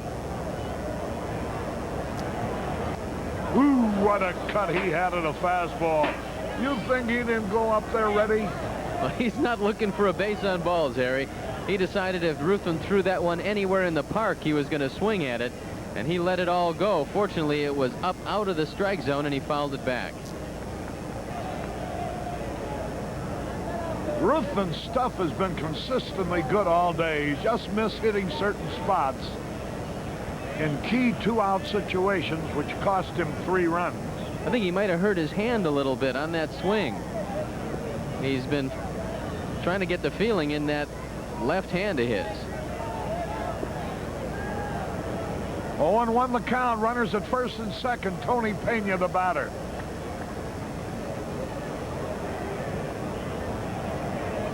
Breaking ball misses outside. And Jody Davis wants to talk to Dick Ruthven. Amos Otis on deck. We're in the 8th inning. Pirates have runners at first and second with 2 out. The score is tied 4-4. Tim Stoddard and Warren Brewster are working in the bullpen.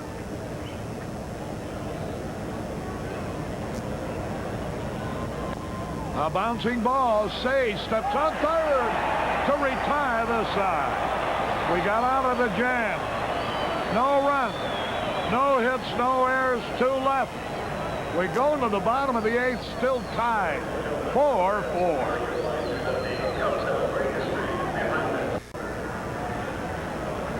Harry Carey and Steve Stone has an exciting ball game as we go now to the bottom of the 8th. Well, the Pirates have their bullpen ready now with Quante and Green. A moment ago, in the last of the 7th, when the Cubs trailed, they hadn't had a chance to get anything going out there in order to have a relief man ready.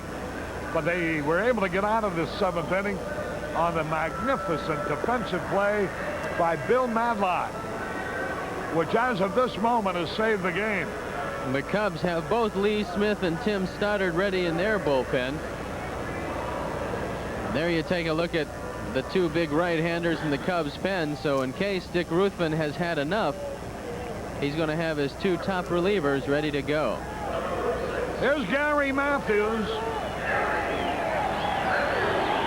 $22,049 paid here, and they're all cheering as Gary Matthews, who hit the 3-run homer with 2 out in the 5th for the big blow for the Cubs. He leads it off against Roden here in the bottom of the 8th.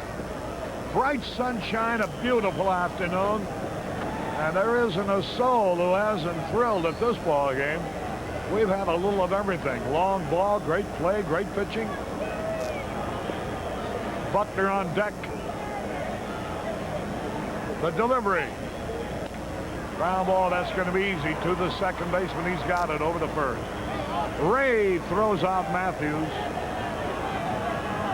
One out. Here's Buckner. Harry, I might be wrong, but I don't think that he's got Green throwing because he's going to bring him into the ball game. Here's a rookie trying to fill a tough spot by Rod Scurry's departure. He's only thrown 1/3 of an inning, and I think that he's got him up there as respect for the Cub left-handed power on the bench. I think if they need a reliever, they'll go to Guante. One out, nobody on. Buckner is 0 for 3 today. Strike call. With the bases loaded and 1 out in the third, Buckner rolled into a double play. He had liked to atone for that one. There's an easy tap to the second baseman. 2 up, 2 down, nothing to it. Here's C. He's 0 for 3 today. Twice he's been called out on strikes. Maybe this is that other time where he can get hold of one.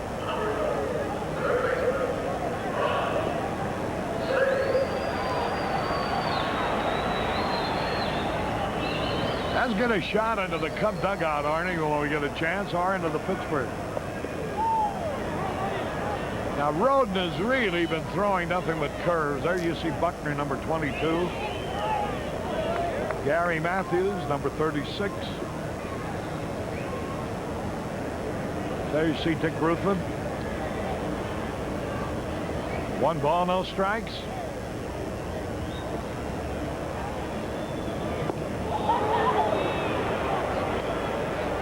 Say really struggling with that bat, hitting only 188. 2 men out, nobody on. Mel Hall on deck. There's a drive. Deep center. Wind near the wall. Going to make the catch.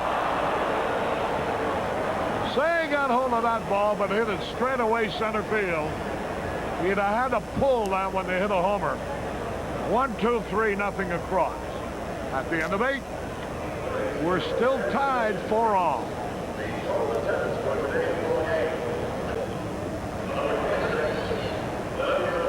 Harry Carey back at Wrigley Field. We go into the top of the 9th. Here's Amos Otis to lead it off. The left fielder, he's 0 for 3 today. Ruthven and Roden have waged this duel all the way. Both have run into trouble with 2 out for runs that have been scored by each team. There's a base hit on the first pitch. Otis singles to left.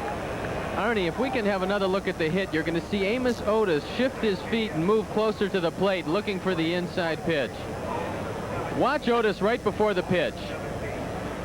You see him take that step, then he opens up, looking for the inside pitch. He gets it and singles to left field, and I think that's going to be it for Ruthven. Ruthven has gone all the way. Otis had gone 17 straight times at bat without a hit before he singled on Ruthven's very first pitch. That's going to be all for Ruthven. There is no way he could possibly win this game. Gets a big hand from the crowd for his hitting as well as for his pitching. He walked only 2, struck out 2. One of the walks was intentional. He allowed 8 hits, 4 runs. The big blow that hurt him was a 2-out, 2-run homer by Jason Thompson into the wicket in left field. Lee Smith is coming on 1-1 with a .415 earned run average, making his 7th appearance. He's finished 6 games. He's got 3 saves to his credit, 8 1/3 innings. He's given up 10 hits. He struck out 7 and walked 5. There you take a look at Lee.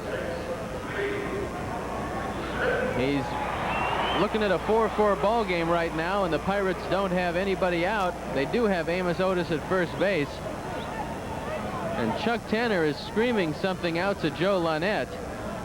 He might be talking about a pinch runner for Amos Otis. I'm not certain, but let's see who comes off that bench. All right, Lee Smith. Otis is leaving. We're going to have a pinch runner for him. Doug Frobel, the right fielder, will be the hitter. Ruthven pitched 8 innings, allowed 8 hits. He walked 2, one of them intentionally.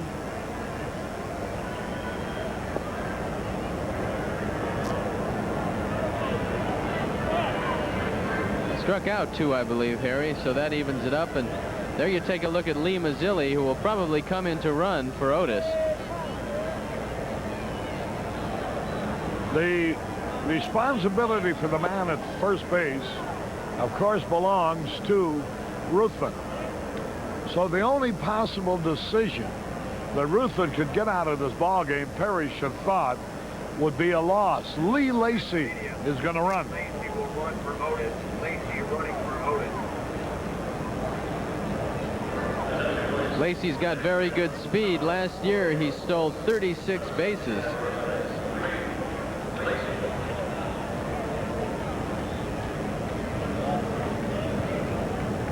Lacy this year has already swiped 1 base. Only time he tried. So Doug Frobel, 0 for 3, fastball hitter. Lee Smith's first contribution to the game is a toss to first base.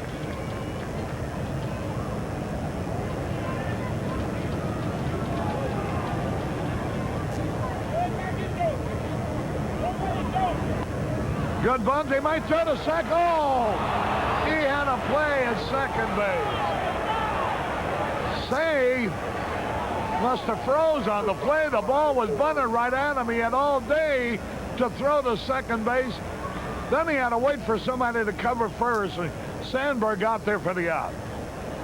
On this play, Jody Davis will usually tell the fielder if he has a shot.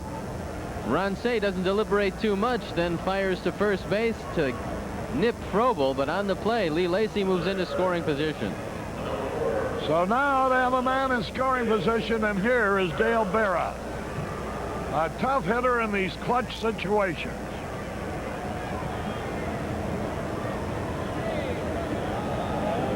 The go-ahead run in scoring position.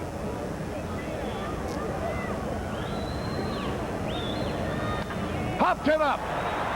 Somebody should catch it. Buckner in foul territory. Makes the grab, 2-minute round. Berra fouls to Buckner. Now they got a decision to make, and they're going for a left-handed pinch hitter. It looks like Mazzilli. It is Lee Mazzilli swinging a bat. So that's going to be it for Rick Rhoden. He cannot lose this. He can win it if the Pirates can sneak across Lee Lacy. And Porfi Altamirano now has gone to work in the Cubs bullpen. It's 47 degrees. The wind out of the northeast at 10. It seems much warmer than that.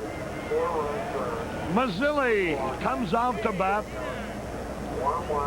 He's 0 for 8 for the season.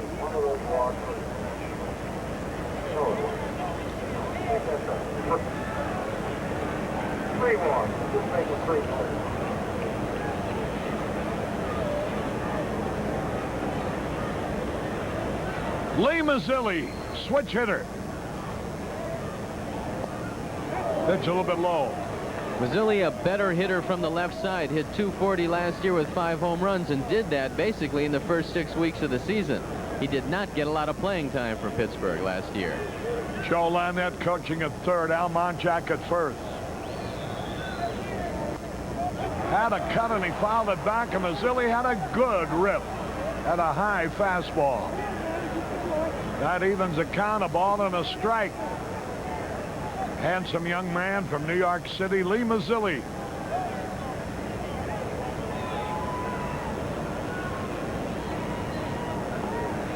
Hold everything. The game is on the line. Tied up 4-4 in the ninth.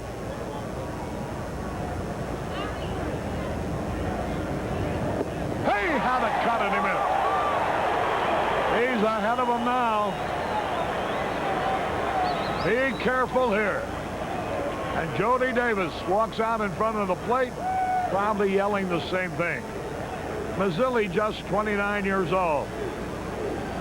Oh, he's been around since broke in with the Mets in '76. 1-2 the count. Struck him out. It may have kicked his bat. Mazzilli is out on strike to retire this side. No runs, one hit, no errors, one left. We go into the bottom of the ninth where one run will win it for the Cubs. 1-1. 2 strikeouts. Harry Carey and Steve Stone back at Wrigley Field. We go into the bottom of the ninth now where just one run would win it. You don't have to worry about facing them again in another inning if you get that one run.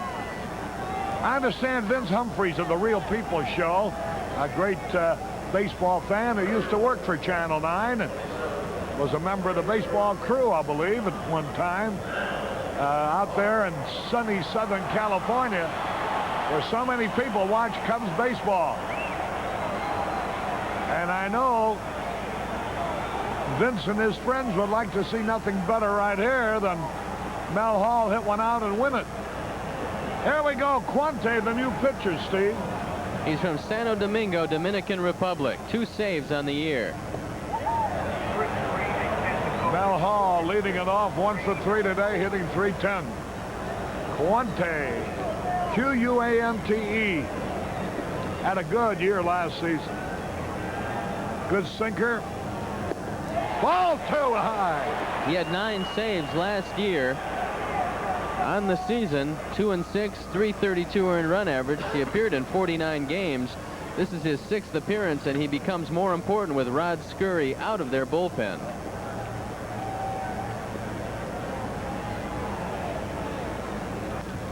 Swings, and he fouls it off with 2 balls and no strikes. Lee Lacy now playing left field in place of Amos Otis. A sensational play by Bill Madlock, the great third baseman of the Pirates. Saved the game for him up to this point. 2 balls and a strike on Mel Hall. Quante's delivery. There's a high pop foul coming back and out of play. Quante spent some time last year in Hawaii. He came up and he showed a lot of promise. He's 6'3", 185.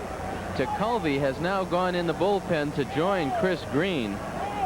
There you look at Quante. He and Tekulve both have, well, he has 2 saves. Tekulve does not have any this year. Mel Hall trying to get something going. Jody Davis on deck. 2-2 pitch on the way. Knocked down by the pitcher. Throws to first in time. Nice play by Quante. He spells it G-U-A-N-T-E. The ball bounces off his body, but he stays with it. He never panics, and he has enough time to get Mel Hall at first. A bang-bang play, just getting him by an eyelash. Here is Jody Davis, 0 for 3 today. We're at the lower end of the batting order for the Cubs. And they will start with the top of their batting order should we go into the 10th inning. Jody 3 times has hit the ball hard directly at the second baseman. Guanti out of a place called Jacahuaga, the Dominican Republic. Lives now in Simon Bolivar in Santo Domingo. That evens the count, a ball and a strike. Jody is looking strictly for the home run right here. He's not thinking about anything else. He wants to pull the ball. Watch him just try to hit the ball hard to the left side. A ball and a strike. There's a shot in the left field for a hit. Jody Davis singled sharply to left. With 1 out, the winning run is on, and Bobby Dernier comes out to run for Jody. Jody Davis gives us a life here in the bottom of the ninth. Larry Boa is being called back, and I think they're going to be hitting for him. There you take a look at Dernier at first. Nobody's emerged from the dugout yet, but it makes sense that either Durham or Hebner. And there's Leon, gotten a helmet on. He's going to come up and hit. Leon is less of a double play possibility. Listen to the hand for the bull as he comes out. Leon Durham hitting .281 with 1 homer and 5 RBIs will be the pinch hitter. Guante spells his name. We've had some people inquiring. Guante. Cecilio. From Simon Bolivar, Santo Domingo. Here comes Marlon Collins out with a new supply baseball.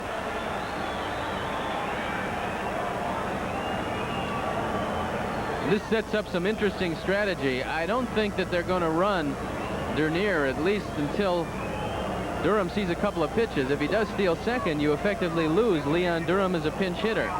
So let's watch the offensive strategy of Jim Fry. All right, the winning run at first, bottom of the ninth, 1 out. What I'd like to see first.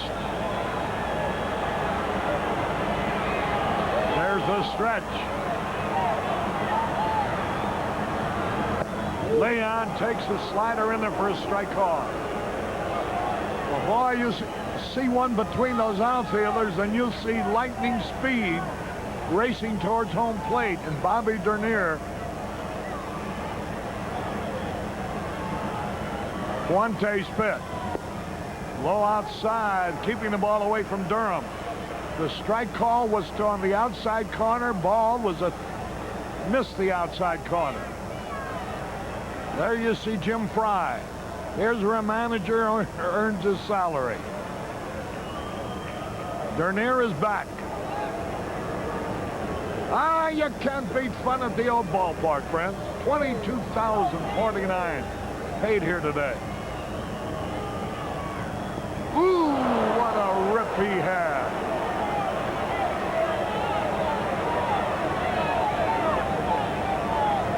He's in the hole now, 1 and 2. The Cubs are in the need of a base hit. Now you're in a situation where Dernier might be more likely to try to steal second base. Long lead. They throw over there. He's back. Ball pops out of Thompson's glove. 1 and 2 the count. Lee Smith due next, and Tim Stoddard is warming up in the bullpen. Pitch out, they thought he'd go. 2 balls, 2 strikes. That might help the bull here, because now the count even up. He doesn't want to go to 3 and 2 on him. 3-2 delivery. 2-2 pitch. There goes the runner. Ball is high to play. He is out.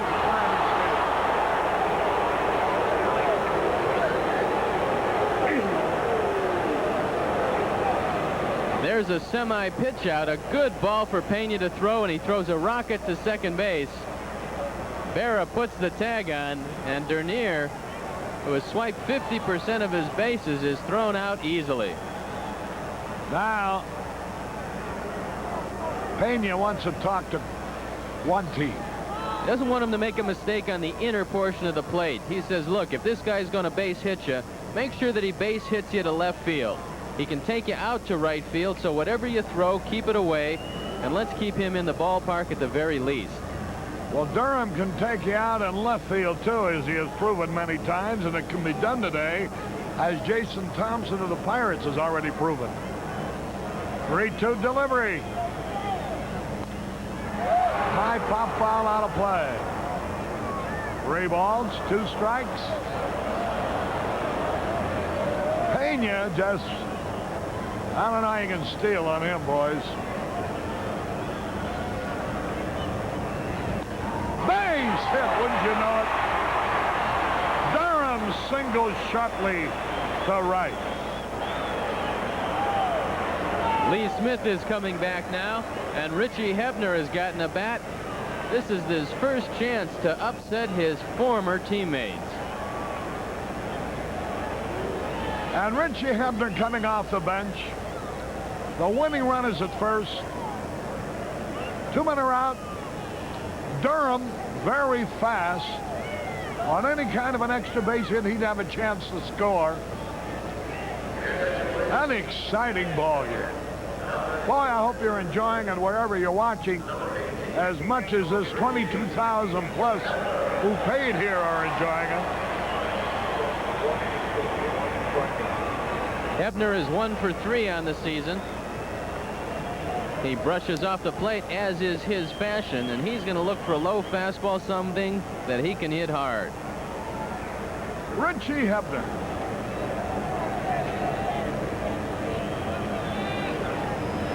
Whoa, he had a good cut and he missed. Hebner's 1 out of 3 so far this year. Remember the batting helmet day for the kids tomorrow at 2:20 ball game.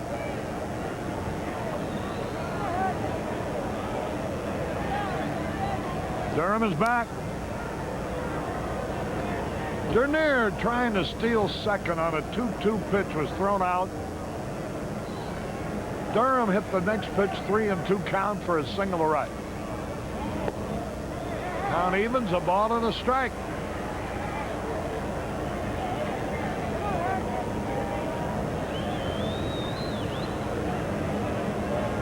Henry Cotto due next.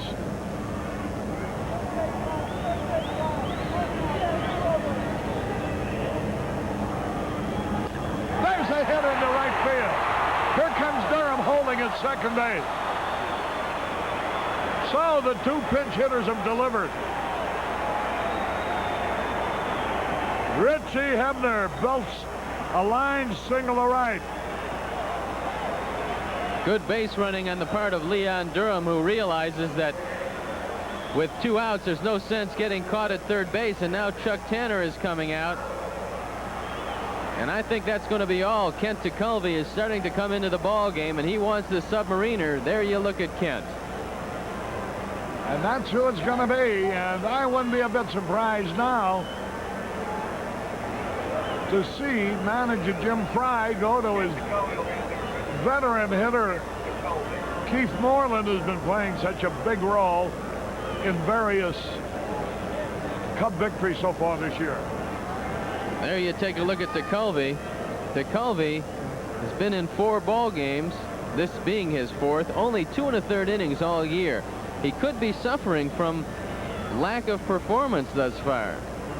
You like to get in some games, even if you are not in ones where it's close, and Pittsburgh hasn't gotten a whole lot of games to DeCulvey. He doesn't have a save yet. He's only given up 1 hit in 2 1/3, doesn't given up any runs yet, so he's throwing his usual effective self. He's 6'4", 175 pounds. Last year recorded 18 saves. He was 7-5 in 99 innings. And there you see the Cub bench. I think that they'll probably... There you see Keith Moreland. Moreland is going to bat for Cotto. Keith Moreland, who has played a stellar role, even though not playing every day. He's had a hand in just as many victories as anybody, batting .308 for the season. He'll be facing a tough sidearm sinker baller. Now Moreland does something as well as any right-hand hitter we got, and that's hit the ball to the opposite field. And against DeCulvey, that might be the only way you can hit him. Well, what you have to do against Kent DeCulvey is to make him get the ball up. He's going to start you off a little below the knees and see if you swing at it. Then if you do, he's going to keep throwing the ball lower and lower. So Moreland has got to make sure he gets the ball a little bit above the knees and just tries to make contact. There he is, Keith Moreland coming out as a pinch hitter. Boy, this game has had everything going for it. Cubs have had 9 hits, a 3-run homer by Gary Matthews included. The Pirates have had 8 hits, a 2-run homer by Jason Thompson included.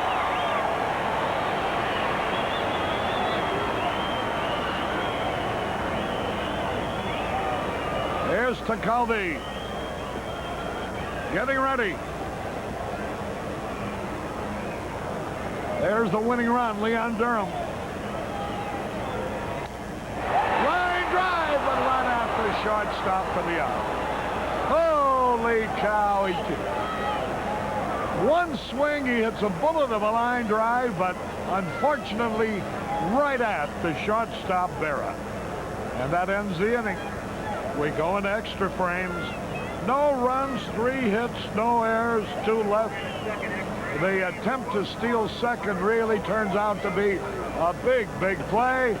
And at the end of 9, we're tied at 4. Carry back at Wrigley Field as we go now to the top of the 10th. And Marvell Wynn, by the way, will be leading it off for the 4th time in this ball game. A lot of changes in the Cubs.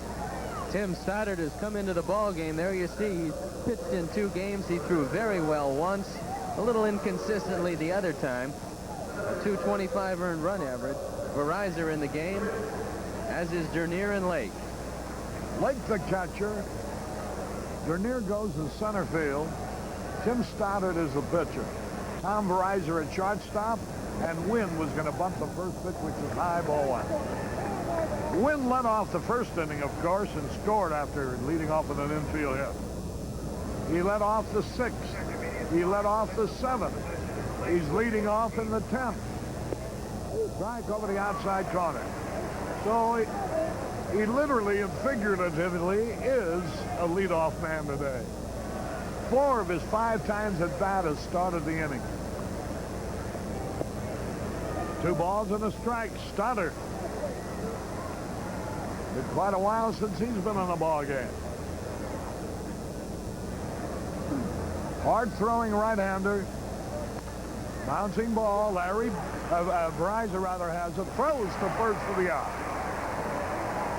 Verizon entered the ball game this inning as Larry Bohr went out for a pinch hitter. So Wynn rolls out, and here is Johnny Ray. 2 out of 3 today. Looking ahead now to the bottom of the 10th, if we can hold them. It'll be Sandberg, Matthews, and Buckner, and if anybody gets on, save. How about the strength of the Cubs bench would have won the ball game in the 9th. Just to give you an idea of what it means to have that kind of strength on your bench. Unfortunately, a base stealing play didn't work, because Pena made a perfect strike throw to the shortstop, and Dernier was out. 1-1 pitch. High pop foul out of play. Stoddard, an imposing figure on the mound, 6'7", 250 pounds.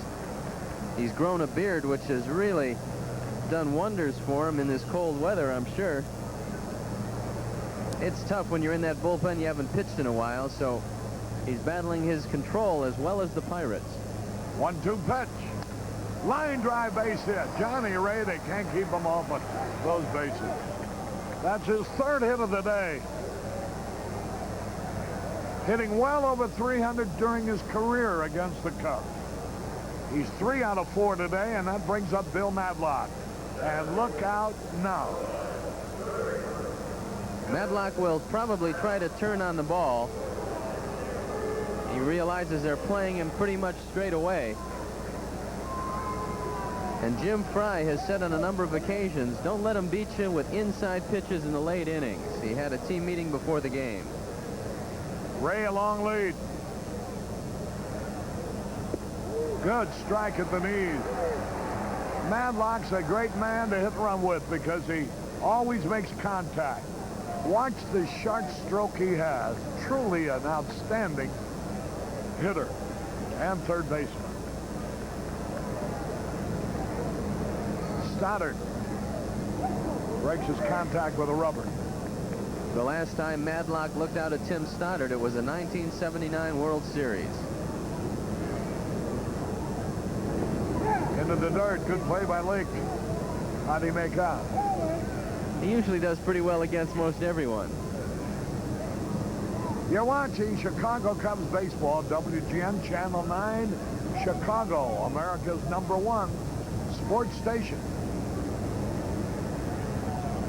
Or you see the news first at 9 o'clock each evening. 1 out, 1 on. 10th inning tied 4-4.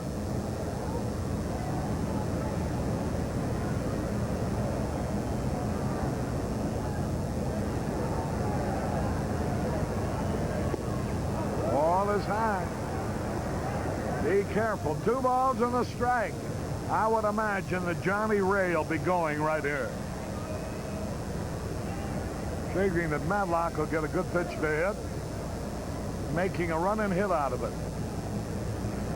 There he fakes it. He started, stopped, and Madlock fouled it off. That might have disconcerted him or distracted him. 2-2. 1 out, 1 on.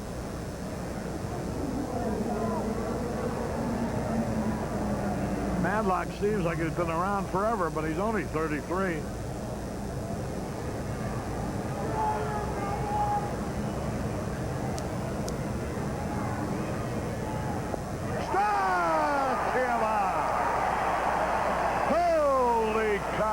That's a dangerous hitter.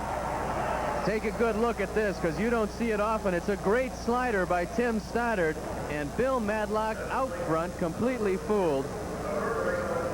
He doesn't strike out too often, but that was a big one. Here's Jason Thompson. Without his home run with 2 out and a man on in the 6th, the Cubs would have been home with a victory for Dick Ruthven a long time ago.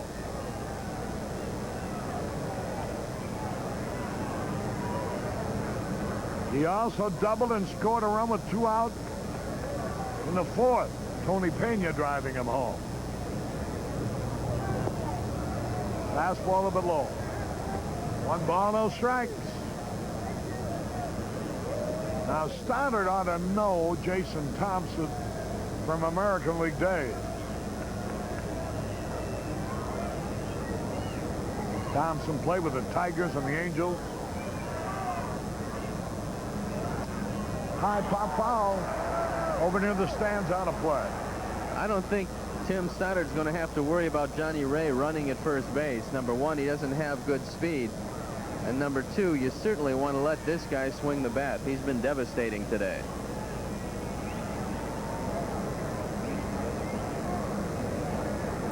Now ready. 1-1 the count.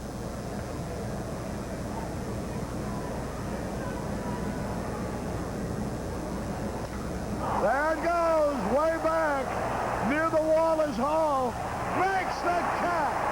Holy cow, right up against the ivy. Hall over his shoulder, hauled it in. Just like plucking cherries, watch it.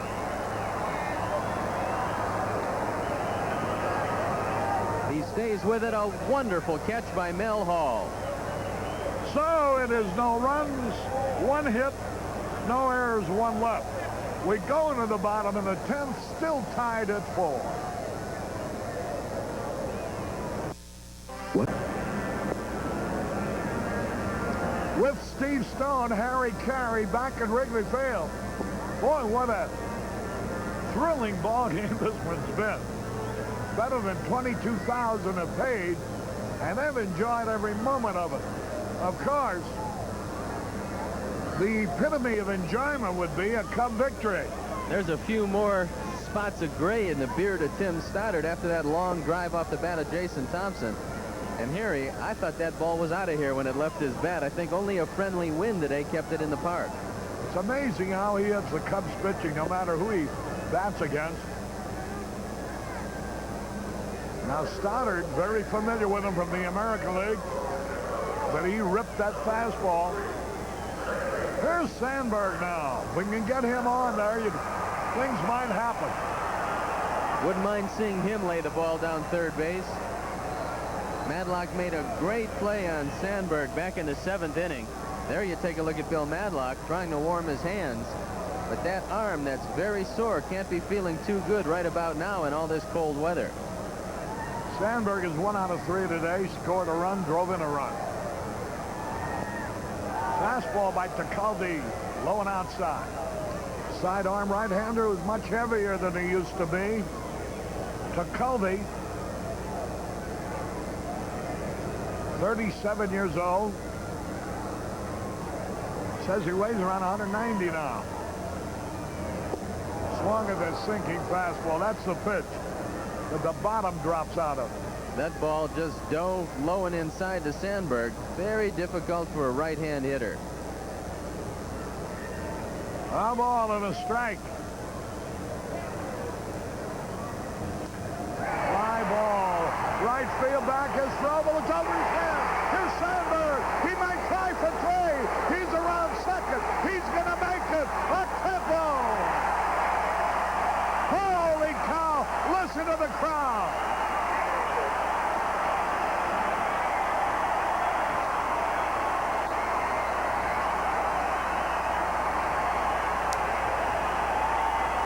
Strobel makes a mistake here. He starts to come in on this ball.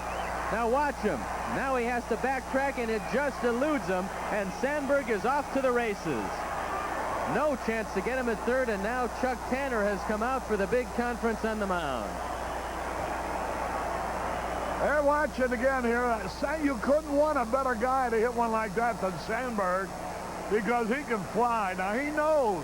He doesn't have to look for the coach at third. He knows right away that he's going to go for three, as you see there. And he glides so easily around the bases, Harry. He just hits the bag where you have to, on the inside part of the bag at second base. And Tanner is discussing strategy, who he wants to walk, who he doesn't want to walk.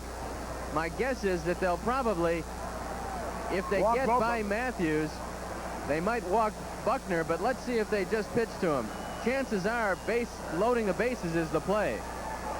Yeah, I guess he's going to walk both Matthews and Buckner to fill the bases, hoping to get Say to hit into a double play. Via the plate, they're going to walk him. No way they're going to pitch to Matthews, you know that. They certainly won't pitch to Buckner. So Ron Say becomes the man of the hour here. Look at that. You see that, Steve? He almost made a wild pitch, executing an intentional pass.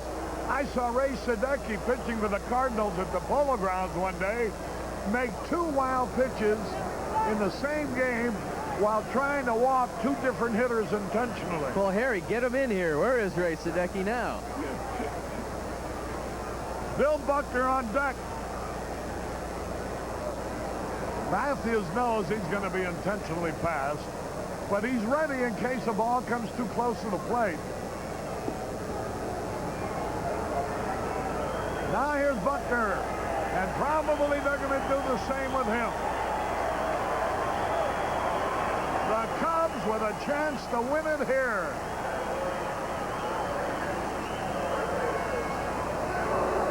Yep, they're going to walk Buckner also.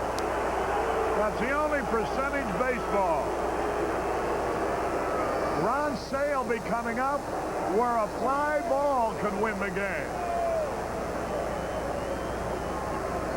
Ron Say does not have a game-winning hit yet. And there you look at the face of the Pirates skipper, Chuck Tanner. You know that if there is one iota of percentage to be squeezed out of a situation, Chuck Tanner's going to do it. The bases will be loaded, nobody out. A misjudged, wind-blown fly ball triple. Doug Strobel has had trouble in right field defensively. Now look where they're going to bring the outfield, because a long fly will end it anyway. The outfielders are going to play almost like a short outfielder in softball. There's no percentage in letting them play deep, so now all three of them are very close. Ron Say will be the hitter. He's 0 for 4 today. Batting 184. What I'd like to see is a wild pitch and get it over with. And Tacaldi could do that because he throws that sinker.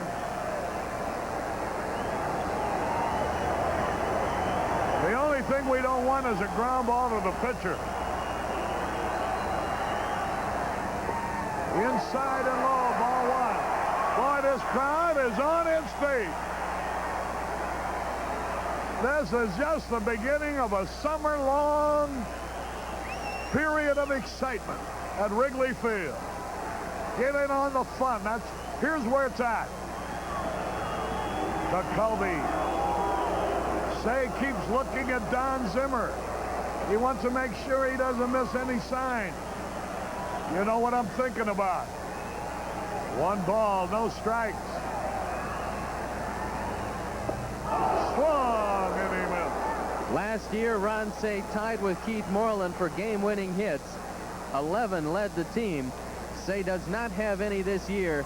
And for his confidence, this is a situation that he'd love to come through. He's hitting only 184. He weighs that much. So he'd like to get hold of one. And look where that outfield is. Can you believe it?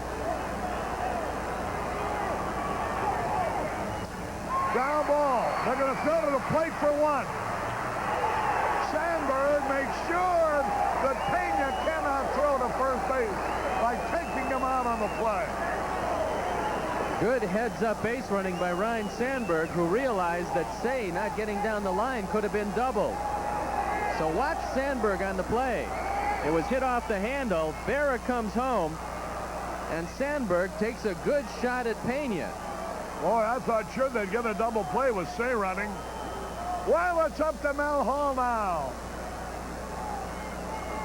The outfield, look where they are, friends. Arnie, look at that. They got a 7-man infield, what they have.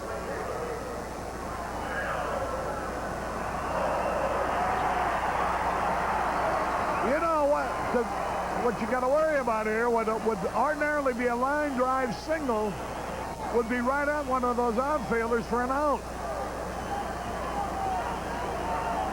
Mel Hall is 1 out of 4.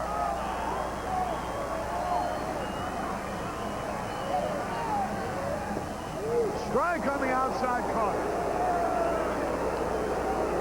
Don Zimmer takes a look into the dugout, where manager Jim Fry calls the shots. Steve Lake on deck. Or Bobby Dernier, rather. 1 strike and nothing. Bases loaded, 1 out. Low and outside, another sinker. Boy, I tell you, he hasn't thrown anything above the knees yet. If Mel's going to take him at all, he's going to have to take him to left field, and he's thinking about the fly ball. Mel hit .295 last year with runners in scoring position, so he's no stranger to pressure situations. 1-1 pitch. Low outside. 2 balls and a strike. Mel Hall with a chance to win the game.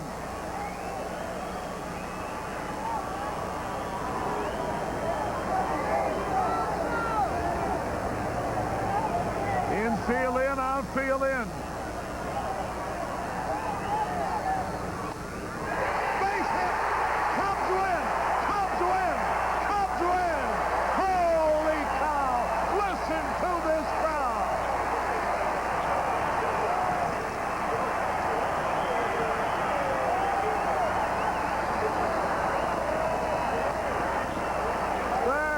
Look at Mel. What a ball game to win. Look at the grin on Mel's face. And the Cubs continue to have one thrilling victory after another. We'll have the totals and highlights and summary. I know Steve must have a world of things to say.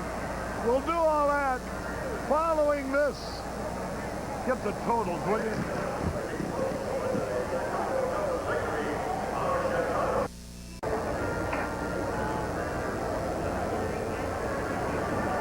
Harry Carey and Steve Stone. Boy, this place, you'd think we just won the World Series. Here we're still in April.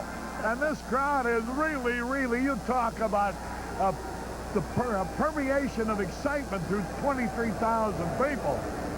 What a thrilling victory. Well, Harry, Tim Stoddard came in, did the job, and Mel Hall came up in a situation that he had to have a base hit, and he did. A lot of heroes here today, and I tell you what, it's a great way to start off the Pittsburgh series. You know, I think that it took the Cubs something like 26 games a year ago before they won their 8th. Today, they're 8-5. So it's taken them only 13 games to win 8 this year. A year ago, it took them 26 before they could win 8. Well, they knew they would feel the effects of Dave Parker leaving the ball club, but I don't think they realized that it would hurt him defensively. And Doug Frobel misjudged that fly ball in the 10th inning. That really was the difference, because after Sandberg's triple, there was no other move to make but walking Matthews and then Buckner. That set the stage for the win. So a misjudged fly ball, and we come out on top. You know, Steve, you mentioned that if Mel Hall was going to get him, he was going to have to go to left field, and that's exactly where he went. Well, Tekulve kept throwing the sinker. He kept throwing it away, and Mel Hall takes one of those sinkers and drives it through the left side of the infield. Hall does this so well, Harry. He's really matured as a major league hitter. He's taken what the opposition had given him, and look at the Sarge right there. He realizes that it's going to be fun here on the north side. Well, and he has certainly contributed to the fun, because without his 3-run homer, we couldn't have won this ball game. Just like the Pirates, without Jason Thompson's 2-run homer, could not have been tied in the ball game. So the starting pitchers, both of whom did such a great job, Rick Rhoden for the Pirates and Dick Ruthven for the Cubs, neither one figures in the outcome. But I know of the two, Ruthven's got to be much the happiest, because he has been in another winning ball game. That's the 4th one, Harry. He's got 2 wins to show for it. We've got 4 wins to show for it. And when you look back over the course of the ball game, you point to the bullpen. Everyone thought the bullpen would be the strong point of the Cubs. Lee Smith came in, got out of a tough jam in the 9th. Tim Stoddard finally induced Jason Thompson to hit an enormous fly ball that stayed in the ballpark. So everybody did their job today. You know, I honestly hope, Steve, that they don't make any trades at all. I hope that this ball club stays the way it is, because regardless of whether individuals are happy or not, this ball club is so strong with the men they can put up in the key situations. Now we can say, well, the 2 pinch hitters that came through in the 9th, we didn't score the run that won the game, but it changed the batting order around, and you got the good hitters coming up the next inning, and you did win the game.